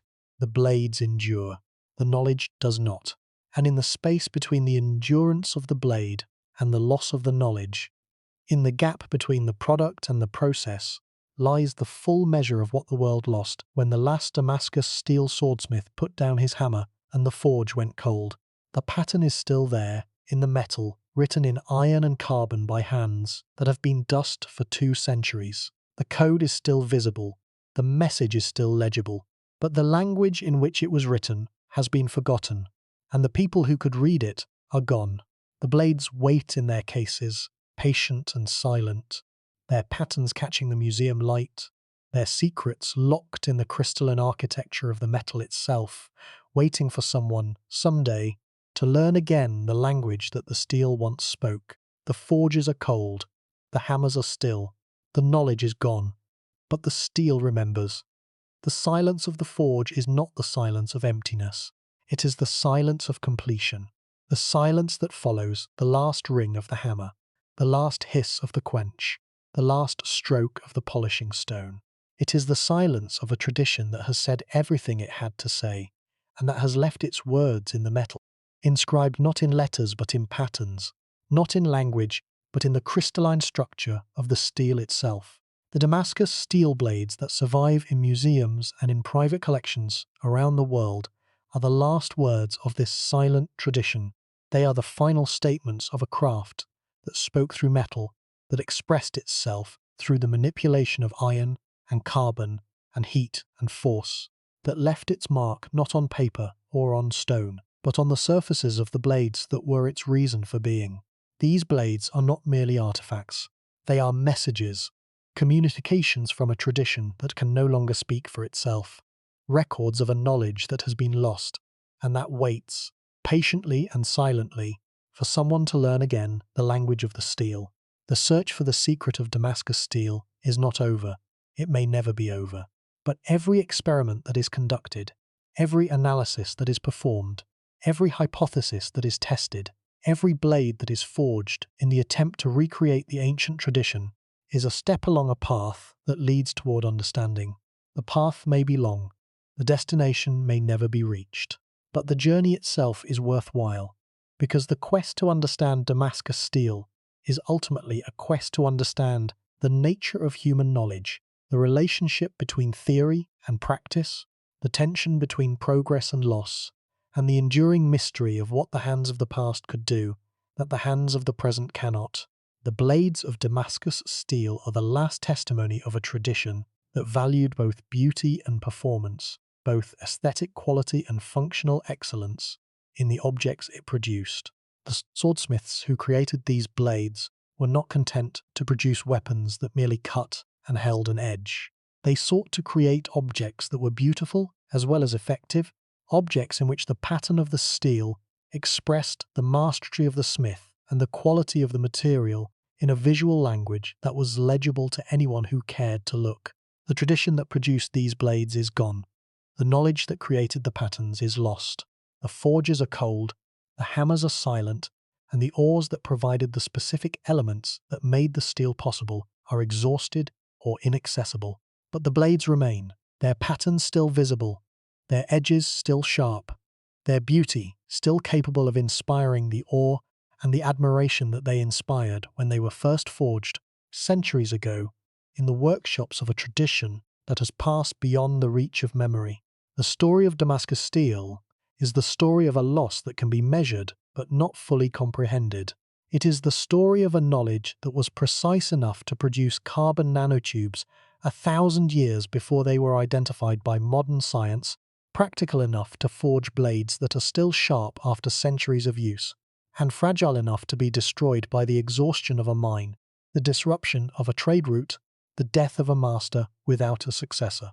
It is a story that reminds us that the most extraordinary achievements of human ingenuity are also the most fragile, and that the knowledge that produces them must be actively preserved if it is to survive. The steel remembers what we have forgotten. The pattern in the blade is a map of the knowledge that created it, inscribed in metal, preserved in crystal, waiting for someone to learn again the language it speaks. The forges may be cold, the hammers may be silent, the tradition may be gone, but the steel remembers.